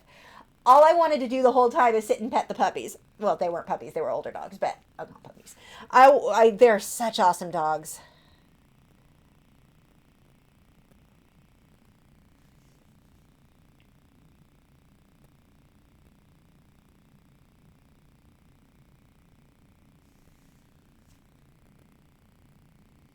So see how I'm leaving this little gap? You can see the little blue in between. I'm going to be shading all of that, so I'm not going to have this harsh line there once it dries. But I can see all of those little lines, what was supposed to be there. So I don't have to redraw anything in. Now I'm going to, let's see, what color? The color here, I see, I have a tendency to lean towards doing a lot of magentas in my coral and such, but it's the same color my octopus is. So I'm trying to like, that's not going to work at all. I think I'm going to go super bright aqua on that. Maybe? Decisions. I'm bad at making them. Tamara said, good fences make good neighbors. We had to put one up on both sides due to their dog attacking mine through the hurricane fence. Jeez. Yes, I agree with that. Better fences. All the fences in our area, that very few houses out here in North Texas have, they usually are the solid wood. So there's really no gap there, which is good. My in-laws' house is pretty cool because their fence doesn't actually touch their neighbors. It's like driveway, fenced yard, driveway, fenced yard. So you're not sharing a fence line with anybody at all. Their neighbors are really, well, the one side are really, really cool. So they wouldn't have problems with them anyway, but if you wonder what I'm doing, this has sticky stuff on it from the original label. It's driving me crazy, so I'm sitting here picking at it instead of painting. Okay, so I decided maybe bright aqua or decisions.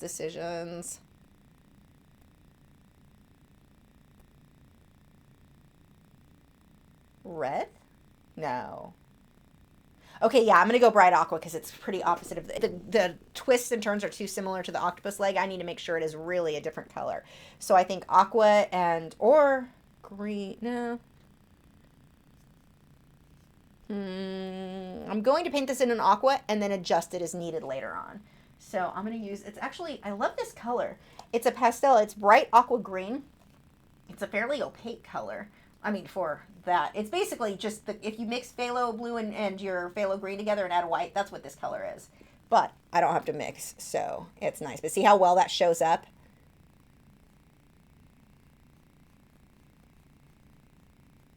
I need it to be darker in the center. I'll do a little bit of shading as I lay this in.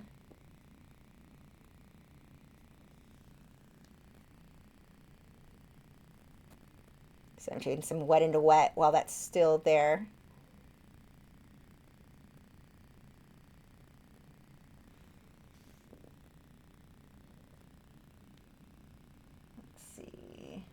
Pamela Green said, what do you do when somebody gives negative feedback? Ignore it? It depends. Like, you wouldn't believe how often someone leaves a negative feedback on a video and they're just being a jerk. They're not actually giving, I don't know, there's something about giving, first off, I'm not a fan of unsolicited advice or criticism anyway, but, you know, sometimes there's advice where you're like, okay, I see where you're coming from on this. And then sometimes they're just being a jerk for the sake of being a jerk. I delete that, like, if it's online, I delete those comments for the most part. If you want to offer, you know, have a discussion about something, that's fine. But if you're just, you know, oh, that's ugly, that's terrible, that's whatever, that's not helpful. You're just being a jerk. So with a lot of that, I just ignore it. I mean, the type of person who's going to leave, and this is what I try to remind myself of, the type of person who would leave a comment like that, just being negative for the sake of being negative, is not the type of person whose opinion I remotely care about. Those people are nothing to me. They're doing it because they feel usually insecure about themselves enough that they think they need to share their advice, or not their advice, in this case, just nasty comments, with everybody else. And that's not someone I have any respect for. So I really don't care if they don't like what I'm doing. They can take their bad attitude elsewhere. I mean, somebody made a comment on a video I did recently and said he used a swear word. I'll use the word crappy. It was an S word. I try to keep it family friendly on the video, so I'm not saying it, but he said, this painting is really crappy. And I so wanted to respond with, I painted it to go with your personality. I didn't. I went ahead and just deleted the comment and blocked the user, because it's like, I mean, this is not somebody who wants to contribute and be a part of a conversation. This is someone who just wants to be a jerk. So generally what I'll do is occasionally I'll comment, but I almost always instantly delete it or usually I just don't hit enter. Kind of makes me feel better. The other thing that I like to do when you come across people being a jerk, is talk about it or joke about it with your friends. I found that helps me a lot because I do get a lot of, it's not terrible actually, the art community is not anywhere near as bad as other videos on YouTube, but I do, when I get negative stuff, I'll share it with a friend and we laugh at how stupid the person's comment was. I mean, some of this stuff is so offensive and so like, I cannot believe someone would say that to another person. Like, what is wrong with you? And it really helps to kind of joke about it with friends, like, oh my gosh, this is what somebody said. And now I don't like to post most of them. Occasionally something will be super funny and I'll share it online, but for the most part, I don't like to really post that stuff too often, like on my social media or anything like that, because it does get to the point where you come across as being whiny. Oh, poor me, someone was mean to me again. So I like to not really bring it up then, but I'll have friends that I'm really close with that we will just joke and make fun of the person for being a jerk. It's a good way to cope sometimes. If someone's just being negative for the sake of being negative, these are not people whose personality I really, or not personality, who I really care about. So, or their opinion is something that would remotely be important to me. I have people whose opinion matters to me. Those are not them. So, that's just how I deal with it. But I have found when I talk with friends about it and like just share what somebody said when they were being nasty, that helps because it'll start to wear you down when you keep having someone say stupid, like just random. It's not even someone giving good criticism like, oh, this is drawn wrong, oh, this could be adjusted, which I'm not a huge fan of anyway. If I didn't ask, I don't need you to tell me. I probably am aware, but the people who are just being nasty, like they hate my hair, they hate the colors I use, they hate the type of paint that I use, they hate that actually it isn't bad. When they call me stupid for using the type of paint that I use, that one will get me. It's just like delete. I don't care about you. You're not trying to like have a discussion. You're trying to be a nasty person. So that's how I deal with it. Everyone I think will be different, but I have found that definitely helps. And just to remember the type of people who leave that kind of comment they don't matter. They're not doing anything with their lives, so they have to come into ours who we're actually trying to accomplish something. We're trying to do something fun and positive. And even, let's say I'm painting something and it is totally ugly. It is absolutely terrible. Who cares? If I'm having fun, what difference does it make to them? The fact that it does make a difference to them tells me something's wrong with them, not me. So being aware of that and having friends that I can go to and kind of joke about it helps it not to build up, because with anything, even when you know someone is not right on a certain topic, if you keep hearing negativity, like people telling me how annoying, I hear all the time how annoying my voice is. It's a voice. I'm not a singer. What difference does it make? But I hear it all the time. So when I joke, share it with friends, and it helps because it does start to wear on you where you're like, wow, is my voice really that annoying? Is it that bad? So when you have people that you can go to and be like, no, it's that person, that helps too. If it's something you're hearing the same thing, like my voice is not something I can change. So that's kind of a funny thing to complain to somebody about. That helps. But the way I do, it just depends on what it is. Mostly, like if it's a comment on YouTube and they're just being negative for the sake of being negative, generally I delete the comment. And depending on how, like if the comment was super crude or if I can tell that person's just going to be an ongoing problem, I just block the user. Hey J Hug says, I got my first dog on my own right before Christmas. A Jack Russell. I never noticed how much other dogs bark in my complex because he always perks up. Yeah, those Jack Russells are so cute. Way too smart for my taste. I don't want a dog that's smarter than me. Those guys are like freakishly smart, and they love to learn tricks and stuff. They learn so smart. I actually am kind of hoping that my father-in-law, his next dog, because he likes to teach his dog tricks, I'm thinking a Jack Russell would be a really good breed for him next. Like good size, and because they like to learn and he likes to train, like I think that would be and he's home, he's retired, so I think that would be the perfect breed for him too. So cute. Oops.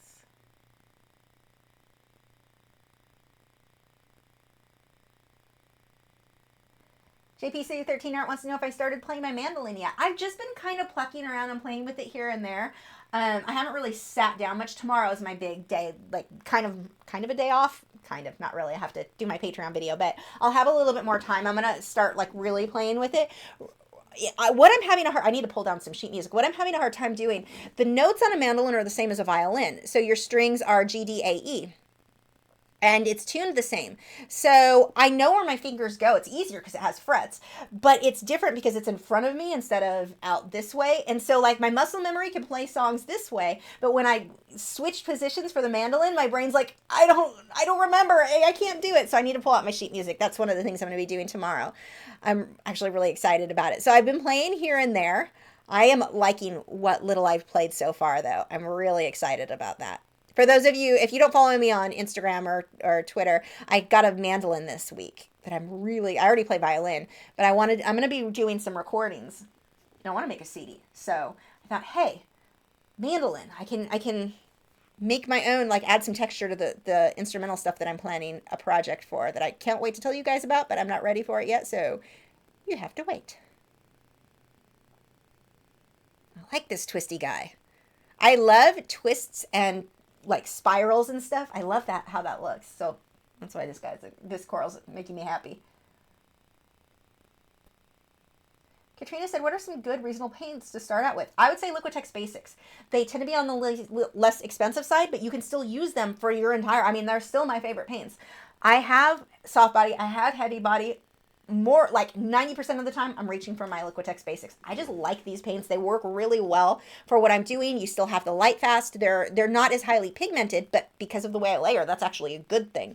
So I would say Liquitex Basics are the one that I would recommend because you can still layer, you can glaze, you can do the same techniques, the same as other paints, other than the fact that they are less pigmented. So a lot of people hate them because of that. I've worked with them so long, I've just learned to work around that. I mean, that's just how I paint now, is what these guys will do for me. And if you can't get a full set of colors, get black and white. Just 2 tubes of paint, black and white is all you need to start learning to paint, learning to blend, learning wet and wet or dry or detail, learning all that. Start with black and white. You don't have to have all the colors to start with. So if you're trying to save money, that's a good way to go. And the black and white that I recommend, if you're just going to go with that, is titanium white and Mars black. The ivory black is too translucent and it's not great for a black and white painting. So Mars black, Mars black, titanium white are the 2 I would recommend. If you're really like on a budget, I would get a decent paint in just those 2 colors.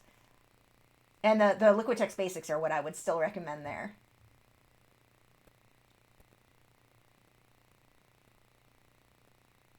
Oops, scrolled too far. There it goes.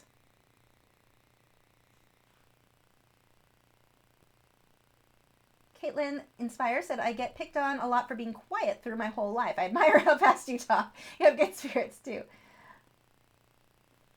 Thanks. And I'm sorry you got picked on for being quiet. Yeah, that they used to. I was definitely quiet. I was very shy. Not anymore. You can work through it. If I can get through how shy I was, you can do it.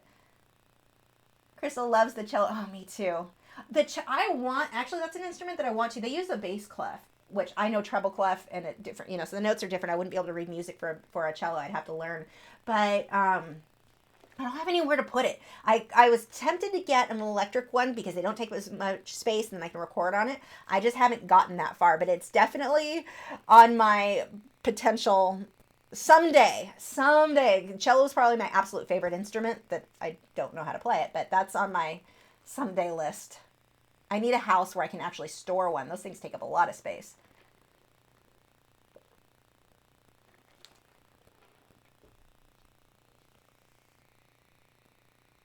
Okay.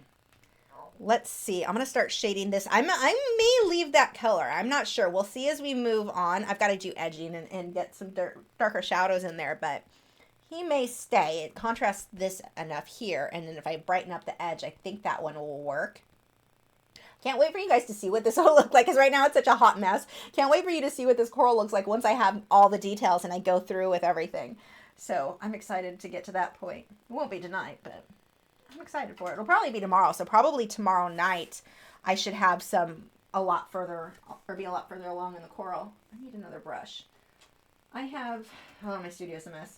I don't know if you guys are on my email newsletter or on my email list. I showed a picture today. I had taken a photo of my new plant for my studio.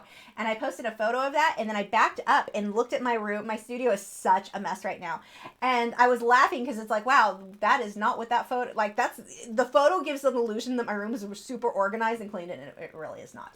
So if you are on my newsletter, you can see what I mean, but there's just crap on this table everywhere, and I'm having a hard time finding brushes because I've got such a mess. I really need to do something about this. Okay. I feel like I need to go brush shopping. I've seen to like, for my acrylic paints, I'm having a hard time finding brushes that I want. I need some like middle range. I've got super small and then super big and not enough in the middle. Crystal said, small girl carrying an instrument as large as she was on the bus, school bus. Hilarious. You know what? That is honestly a huge reason that I went with violin, because it was easy to carry and I was 9 years old and that mattered. But I so know what you mean. I always felt so bad for the kids who were carrying these huge instruments around, and I'm like, here's me with my little violin. Although I was jealous of the flute players. Some of theirs were even smaller.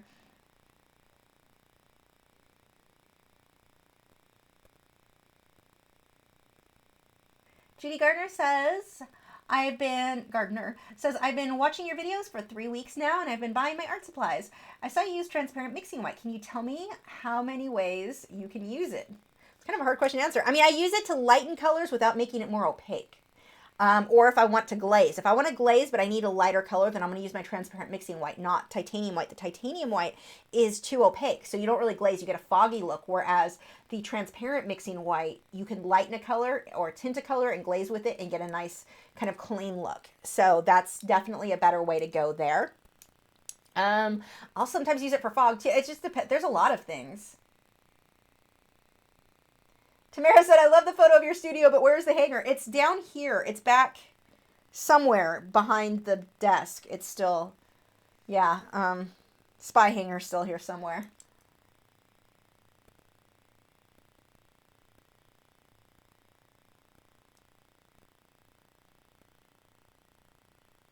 Polo guy said, I'm sorry if I sounded a little apathetic, but you're right. I should enjoy the process. Thanks. P.S. Cavalier King Charles Spaniel is an adorable dog. Yeah, those are so cute. All the dogs are cute. I can't think of many that I don't think are super cute. I mean, I think we always have times that you don't need to apologize for kind of having. You're going to have negative times or times where you feel kind of negative, and a lot of it is just learning to adjust the way that you look at things. And not overthinking things is a big thing. When I used to teach it was a place called Let's Art Party. It was one of those places where I would teach while people were, drinking wine and painting. The students who were able to relax, because most of these people had never painted before, so they were all a bit, they all had a bit of anxiety when they came in. The ones who would have a glass or two of wine, now I'm not telling you to go drink, just to make that clear, but the ones who were able to, the wine would kind of relax them. The ones that were able to relax and kind of get over the stress, they painted better. And I'm not saying you need wine for that. I'm just saying you need to get over the stress of worrying about stuff.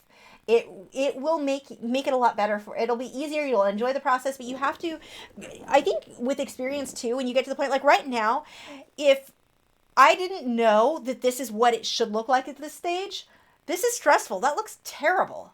But I know that that's what it always looks like at this stage. So the more experience you have with knowing you're going to work out of those ugly stages, I think that helps too. Timmy said, my studio is unfinished, but it is a work in progress. I think messy is an eye of the beholder. Trust me, as a former custodian, your studio isn't bad. I don't know. It's bad for me because I like things to be I like organized clutter. I'm a huge fan of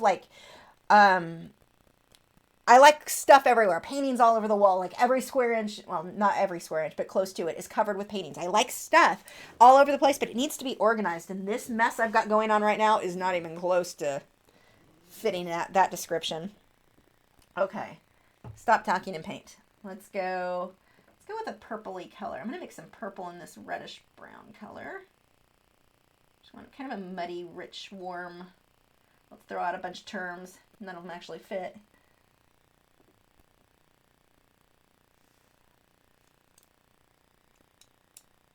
Okay, this is actually not going to be a good blending brush. Let's switch to, you might work. So this brush that I'm going to blend with, it's kind of stiff. It's a little damaged. You can see there's paint on the tip that was dried. I never cleaned it all the way. It's just a small, stiff, cheapy. I actually am a fan of a lot of cheapy brushes. Okay, so let's throw a shadow, and I'm just gonna smudge that up into the lighter portion of the coral. And then I'll come back through and add highlights later. So what's underneath needs to be completely dry in order for this to work.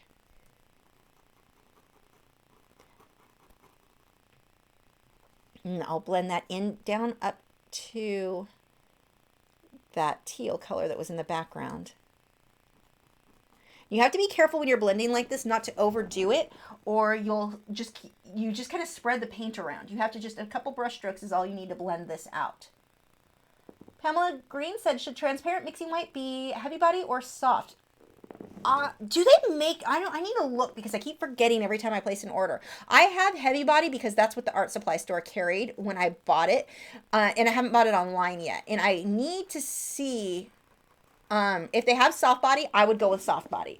But the store that I buy mine at, Hobby Lobby and Michael's, did not have it, so I just got the heavy body. But I would prefer soft body, hands down. Heavy body dries really fast. Like even on my palette, this is already, I mean, I don't know if you can see that on the video, but it's, the white that I have is already, I put it out less than 2 hours ago, and it's already got a pretty firm skin on it. Whereas if I touch the Liquitex Basics, that would still be wet. The heavy body dries really, really fast, and it irritates me.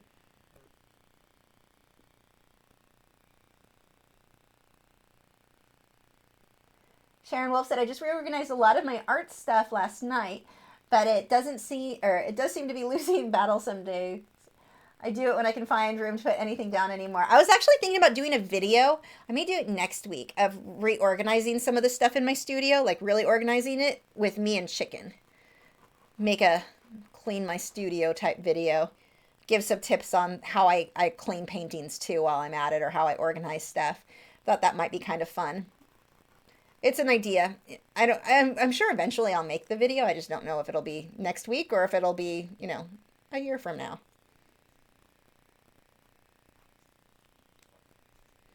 So one of the things you may see me do a lot as I'm painting, I squint constantly so you can see, it's kind of like backing across the room to see where hot spots are, if something's too bright, needs more shadow, that sort of thing.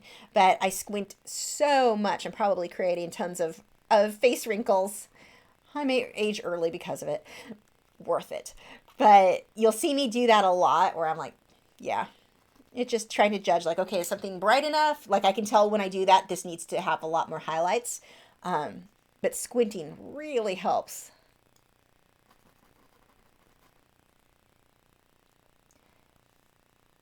What is the hardest subject for you to paint? Or what was your hardest subject for you? What is the hardest subject for you to paint, or what was the hardest subject for you to paint? By the way, I love your work. Thanks.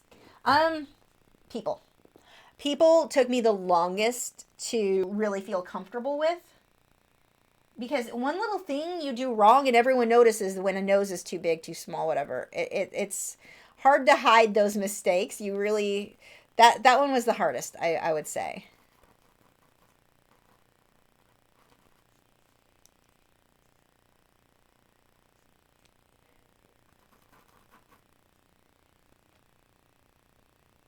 Pamela Green says they have soft body on Amazon. Okay, good. I would order that. That would be my choice then, is the soft body for sure. I need to get myself some, and mine's almost out. I'm having a hard time squeezing out of the heavy body, so I will definitely, thanks for looking that up, I will definitely be ordering that.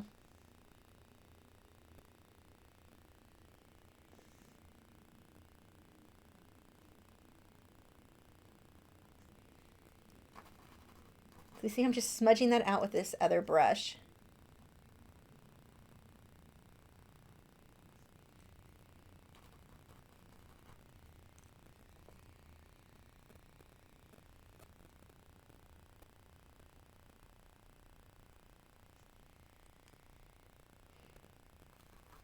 And make sure you check out the channels, the YouTube channels here for our moderators, Valerie and Joseph Fincham.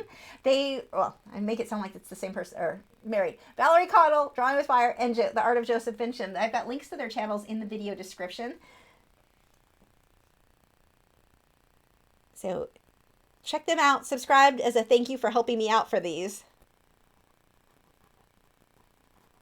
Plus, you'll want to subscribe anyway, because Joseph's been uploading. If you guys have been watching very long, he hadn't uploaded for a long time, and now he's back to uploading regularly. So he's got lots of content. If you previously looked and thought, he doesn't have much, he doesn't. He's getting there. He's uploading a lot now. Katrina said, what are some nice paintbrushes to paint acrylic paint with? Something that's not too expensive. Okay, so paintbrushes I'm not super picky on. I am good with generic. So most of my brushes, well, I don't say, maybe not most, a lot of them are just generic from Hobby Lobby. I love their synthetic hog hair and their Taklon bristle. I use more Taklon bristle than synthetic hog hair, but I do use both. Those are probably my favorites, but I also like this brush here. This one is a Simply Simmons. I'm a big fan of theirs, and I also like Royal Soft Grip. I like their brushes, but I'm not nearly as picky with my brushes as I am with my paints. And even with my paints, a lot of people would say, well, you use Liquitex Basic because you're not that picky. But those work really, really well for me. But Taklon bristle, various Taklon, and synthetic hog hair.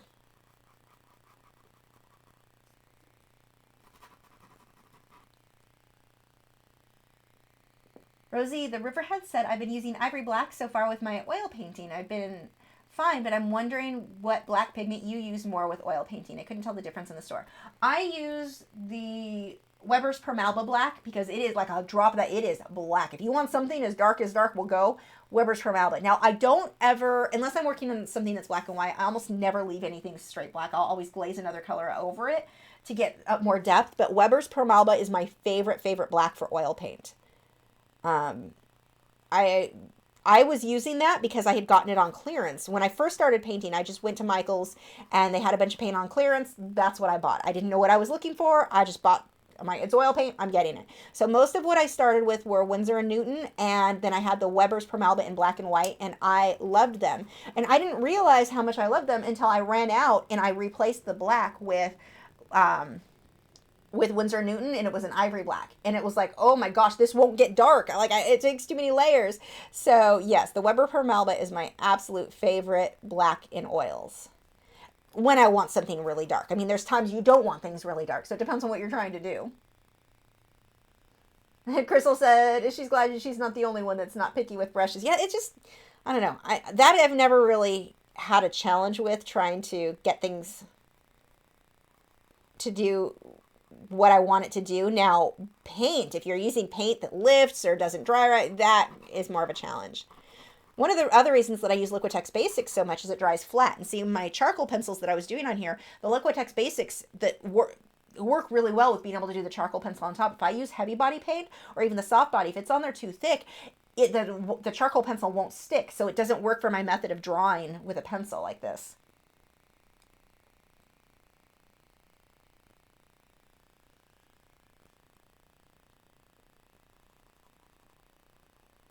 So this brush, I'm almost dry brushing. Now, one thing with this canvas, this one being the linen canvas, it is so smooth, like crazy smooth. And so I can essentially dry brush and it almost looks like wet into wet, depending on the brush that I'm using.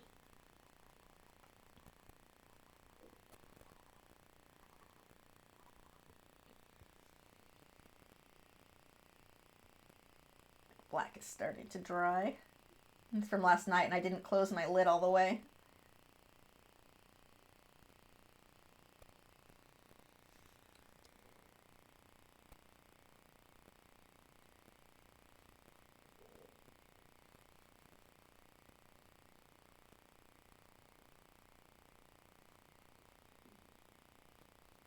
So just slowly building up. And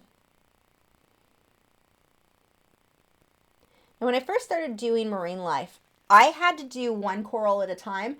That was the only way my brain would process it. If I tried to do this, it really didn't work for me. So if it seems weird to you, like you're not getting enough detail, you're not putting enough into it, then you may want to work one coral at a time and not kind of jump around like I'm doing here. You just have to figure out what works best for you. Creative Jen DIY wants to know what size my canvas is. It is a 30 by 40 inch, and it's a box canvas, so it doesn't need to be framed. Thank God, because it's huge. The frame would cost an arm and a leg. Esme said, what is the best canvas you've worked on? The Belgian linen canvases are my favorite. And so if I'm working in oil, the Oil Prime by Frederick's Belgian linen is like hands down for the way I paint. It's like just buttery smooth. It is so nice to paint on. So oil, if I'm only working in oils, then the Oil Prime Belgian linen. Otherwise, the Pro Series, just regular Belgian linen when I'm working with acrylics would be my those are my two favorites. But I mean, you can paint on other things. You just want to make sure it's smooth. So like they have their Convexo canvas. That is not a smooth canvas, but I love them. They're so pretty. They're beveled edges and I get them in the round. Love those canvases. So with those, I have to put a layer or two usually of gesso and then sand it down so that it's smooth enough. It's never going to be as good as their Belgian linen, but it's still usable and worth it because I like the canvas shape. So those would be probably my favorites. Okay, this coral, it's funny, the one I started with, gosh, that's ugly. I've got a lot of work to do on him, but he's so ugly that I don't even want to deal with him. I'm probably going to change it to a different coral altogether. I don't like anything about that one. I don't like his shape. I don't like anything, but I hardly spend any time on it, so I'm not afraid to make those changes. That's why it was important for me as I was trying to figure out what I was doing. Where's my liner? There it is. I need a smaller liner than this one. Let me see if I have any in here. I don't think I do. I have a drawer that I'm too lazy to get up. Oh, here we go. Maybe you will work. You are tiny. Sheesh. What size are you? Number 20? 2 underscore. I don't know what they're calling that. That is a little brush. Let's see if he'll do what I want. He may be too tiny. Now I'm going to do the highlights just straight with white, but I wouldn't leave them white. I'll glaze something over it later. Well, Lily wants to know what the biggest size canvas I have worked on. I think 836 by 48 as far as a canvas, but I've done murals, so whole huge walls. But for canvas, 36 by 48. I'm going to do a lot of dots for some of this. Gives me a little texture and highlights all at once. My stomach is growling.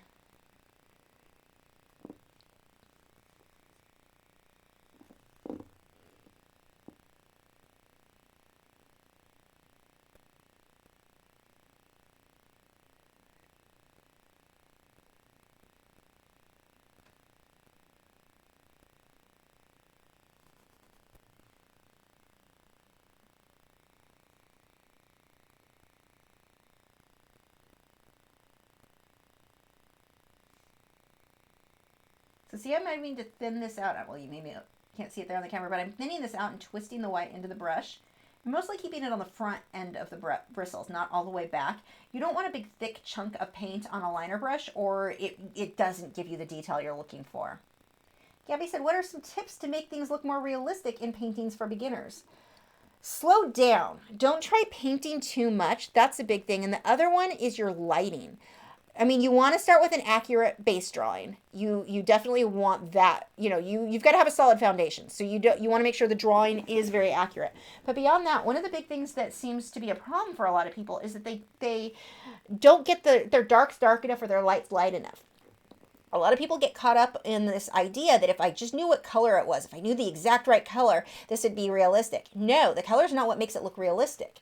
The contrast, how light your lights are, how dark your darks are, that will make it look more realistic. So these are the things that you really want to focus more on in making something look realistic. Get that contrast, get your shadows and your highlights in there really well. Really focus on that on your drawings.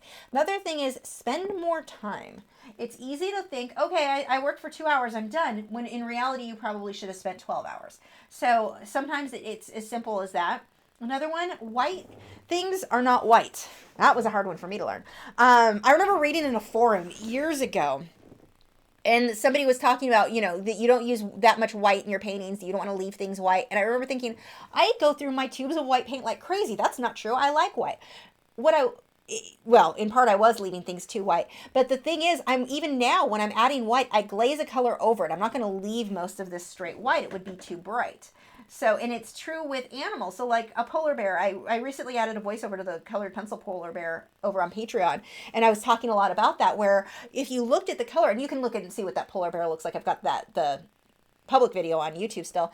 But I'm using a lot of creams and flesh tones, a lot of colors that I would use in skin tones on a person. There really wasn't that much white. So much when I do details too, comes down to little dots. Little dots add a lot. Have I ever heard of Paint Well Canvas Cotton Duck Triple Gesso? No, I have not. I'm not personally really willing to try many other canvases because I've had so many bad experiences and I trust Frederick's and that's just all I use. That doesn't mean there aren't other good ones, but I don't really try anything else. The only one that I know is good that I can like vouch for is Frederick's. I can vouch for what's crappy in a lot though. But no, I don't know anything about that one specifically. As May said, when correcting mistakes or changing things, how far along do you have to be to correct it? Or what is the cutoff to be able to fix oils? I don't think there's ever really a cutoff. I mean, unless you're doing a lot of glazing. When it comes to glazing where you're doing transparent layer on top of transparent layer, to an extent you can only hide so much because if you have, let's say you had a big black smudge that dried, that could be a problem because that would show, like, you'd have to cover it with white or with a lighter color. When you're glazing, it would be harder to fix. But you could still hide it to where most people wouldn't know. It just depends on what it is. But your big thing with oils is just that you've got to let it dry in between layers. And a lot of people don't want to do that. And so they'll keep blending and mixing and mixing and mixing. And they just make mud instead of let a layer dry and then go back and work on it. And the nice thing is when you work that way, let's say you had 4 layers done already that were dry underneath. Then you get onto your 5th layer and something major happened or went wrong. You're like, oh, I don't like that. You can wipe it off. It actually wipes off if what's underneath is dry all the way.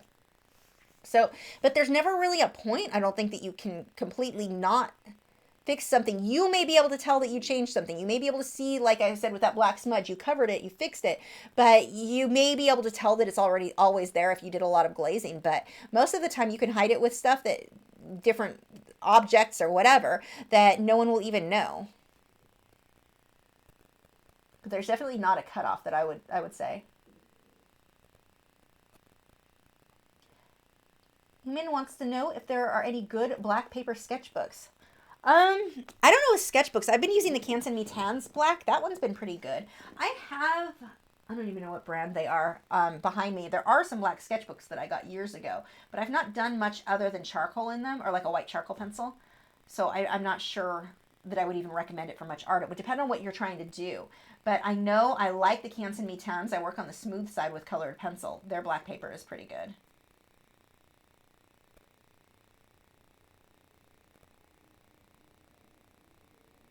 Pamela Green says, I've been watching you since day one. If you buy it, I buy it. I like the female more advanced, you're like the female more advanced version of Bob Ross. That's hilarious. You know what? If I dry my hair with a hair dryer, I get a bit of a Bob Ross fro going. I have too much hair, so I could actually maybe pull that off. I do the same thing. I have people who I watch, and I'm like, if they suggest something, I'm like, I have to go buy this right now. We actually did, for the Colored Pencil podcast, I do this with John all the time, too. My Colored Pencil podcast co-host, we were doing ergonomic things or suggesting, different things. And he had a few suggestions of things I hadn't seen before. And every time he does, I end up like, while we're recording the podcast, I'm over there on Amazon like, ooh, is something new? Do I need this? I've bought a lot of stuff that John suggested. And then I do the same thing. Like, there's a guy that I follow for photography, and he has like some lights or some Lightroom packs and stuff, and it's like if he suggested, I'm over there instantly almost buying anything that he's like, oh, this is helpful. I'm looking it up right now then. So I know what you mean, because there are people that do the same thing to me.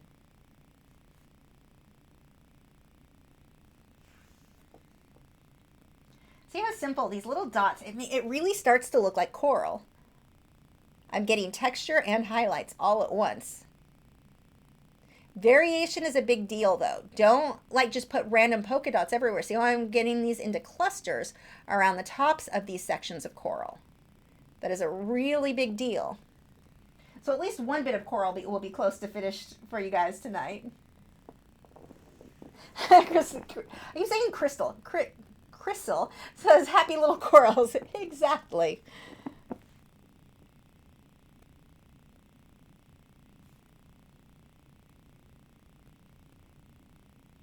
Okay, I'm really liking this brush. That is the 2-0 Simply Simmons liner. This is a good one. I'm going to need more. This is really working well for me for tiny details. Like, it's the perfect amount of stiff versus soft.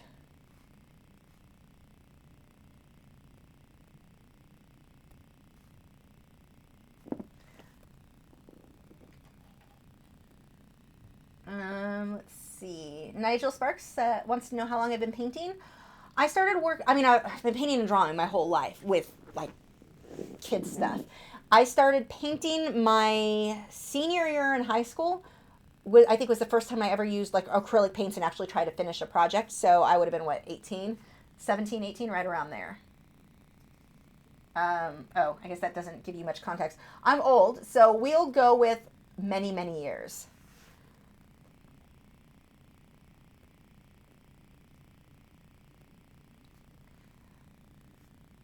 Eamon wants to know what the best gouache brand is. I can't tell you because I don't use gouache. It's not something that I really know anything about, so I couldn't give you any honest or good advice. Sticks and Stone said, is there any word on the new Fabriano Artistico 140 hot press watercolor paper? No, I haven't started it yet. That's not going to happen until after this project. Samitha wants to know, can I use your picture of you on violin for a landscape painting that I have in my head? Which one? Because one of them was taken by a professional and I don't have rights to give it to you, and I don't even know who the photographer was. So that one I can't give permission for. I don't know which one it was. I can't think of any that weren't taken by professionals, though, of me on violin. You'd have to make a lot of adjustments so it doesn't look like the original. And if I knew who the photographers were, I'm sure they'd give you permission. I just don't know who.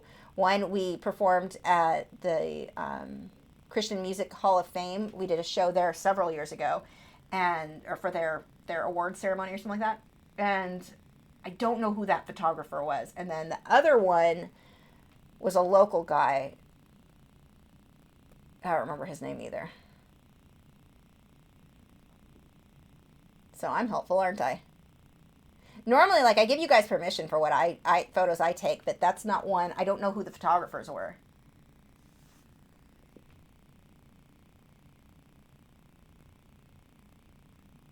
Not that they were planning on making tons of money on those photos. I mean, it's not even I don't really play in the bands at all. I don't play in those bands at all anymore. I was never, like, well known or anything like that where they were going to make money off those shots, but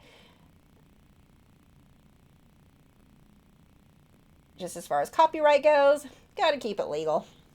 Oh, I'm pretty happy with how those corals are. This looks nice. I actually won't have to glaze that much with those. Okay, I am going to stop for now. We are at 10:13. Let's see if there's any more pictures. I think I'm caught up.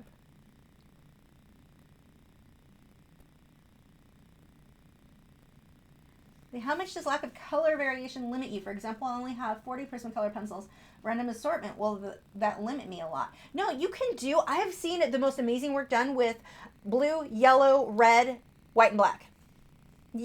You're just going to blend and layer. I think when you're learning, having fewer colors can be a huge benefit because it forces you to learn to layer, it forces you to learn to blend to get certain colors that you want. So don't feel limited. Use those and layer. Learn to mix and blend with what you have. It's going to make you a better artist in the future. I think sometimes we end up with too many colors. Like there are sets of even with the Liquitex Basics that I like for getting students started that have like 48 colors. For acrylic painting, 48 colors is a lot. That's more colors than I own right now, and I have everything that I want.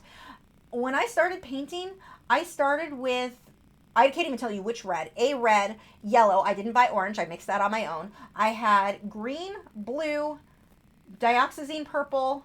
I didn't have magenta. I mixed that on my own with my purple and red.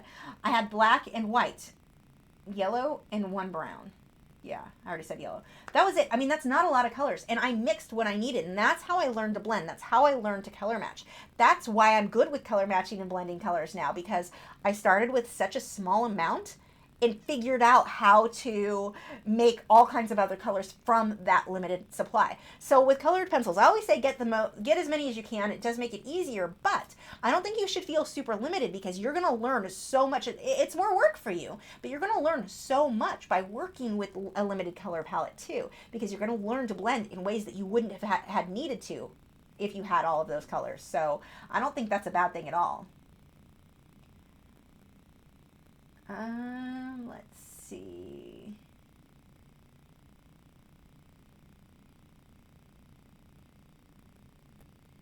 Bob Ross, I loved his little chipmunk in his pocket. They're so cute. I like I just like animals. I would have Chicken in here with me while I work, but I don't like him. Well, okay. Chicken's a bit of a pain anyway because he wants to get into all the things. He thinks he needs to explore everything and he wants to taste everything. So he would paint between fumes and then him climbing all over. This is not a good environment for him. But I'd love to have, my dogs are usually in here. Right now they're in the bed in the other, or their bed in the other room. But I like having critters with me. And I love, like, seeing somebody else's, like, him with his chipmunk. I don't know. It just makes me respect him more because he likes animals. So, yeah, Peapod the squirrel. I don't think you guys, oh, well, you kind of can see him. Back there, I have my Bob Ross pop figures. One of them has his little squirrel. So cute. Okay, I think we are good for tonight. Don't forget to check out our moderators' channels. Valerie, who does Drawing with Fire, and she does wood burning is what that is, and it's awesome. And the Art of Joseph Fincham. Thank you guys so much for helping me moderate tonight, and thank you guys for joining me. Eamon wants to know random 3-color combo. Red, yellow, and blue. That's good. There we go. So we are good for tonight. Again, thanks for joining. Next week, I don't know if this will be finished by next week and we'll be doing colored pencil or if we'll be finishing last details. I don't know yet. It depends on how far I get on this week. My goal is to have it done by next week, but I've been slow. So my goals are not always hitting what the plan, what I've been failing at my goals. So anyway, I'm not sure what next week will be, but we will be here next week at 8 p.m. Central Time, painting or drawing something. I'll see you guys then.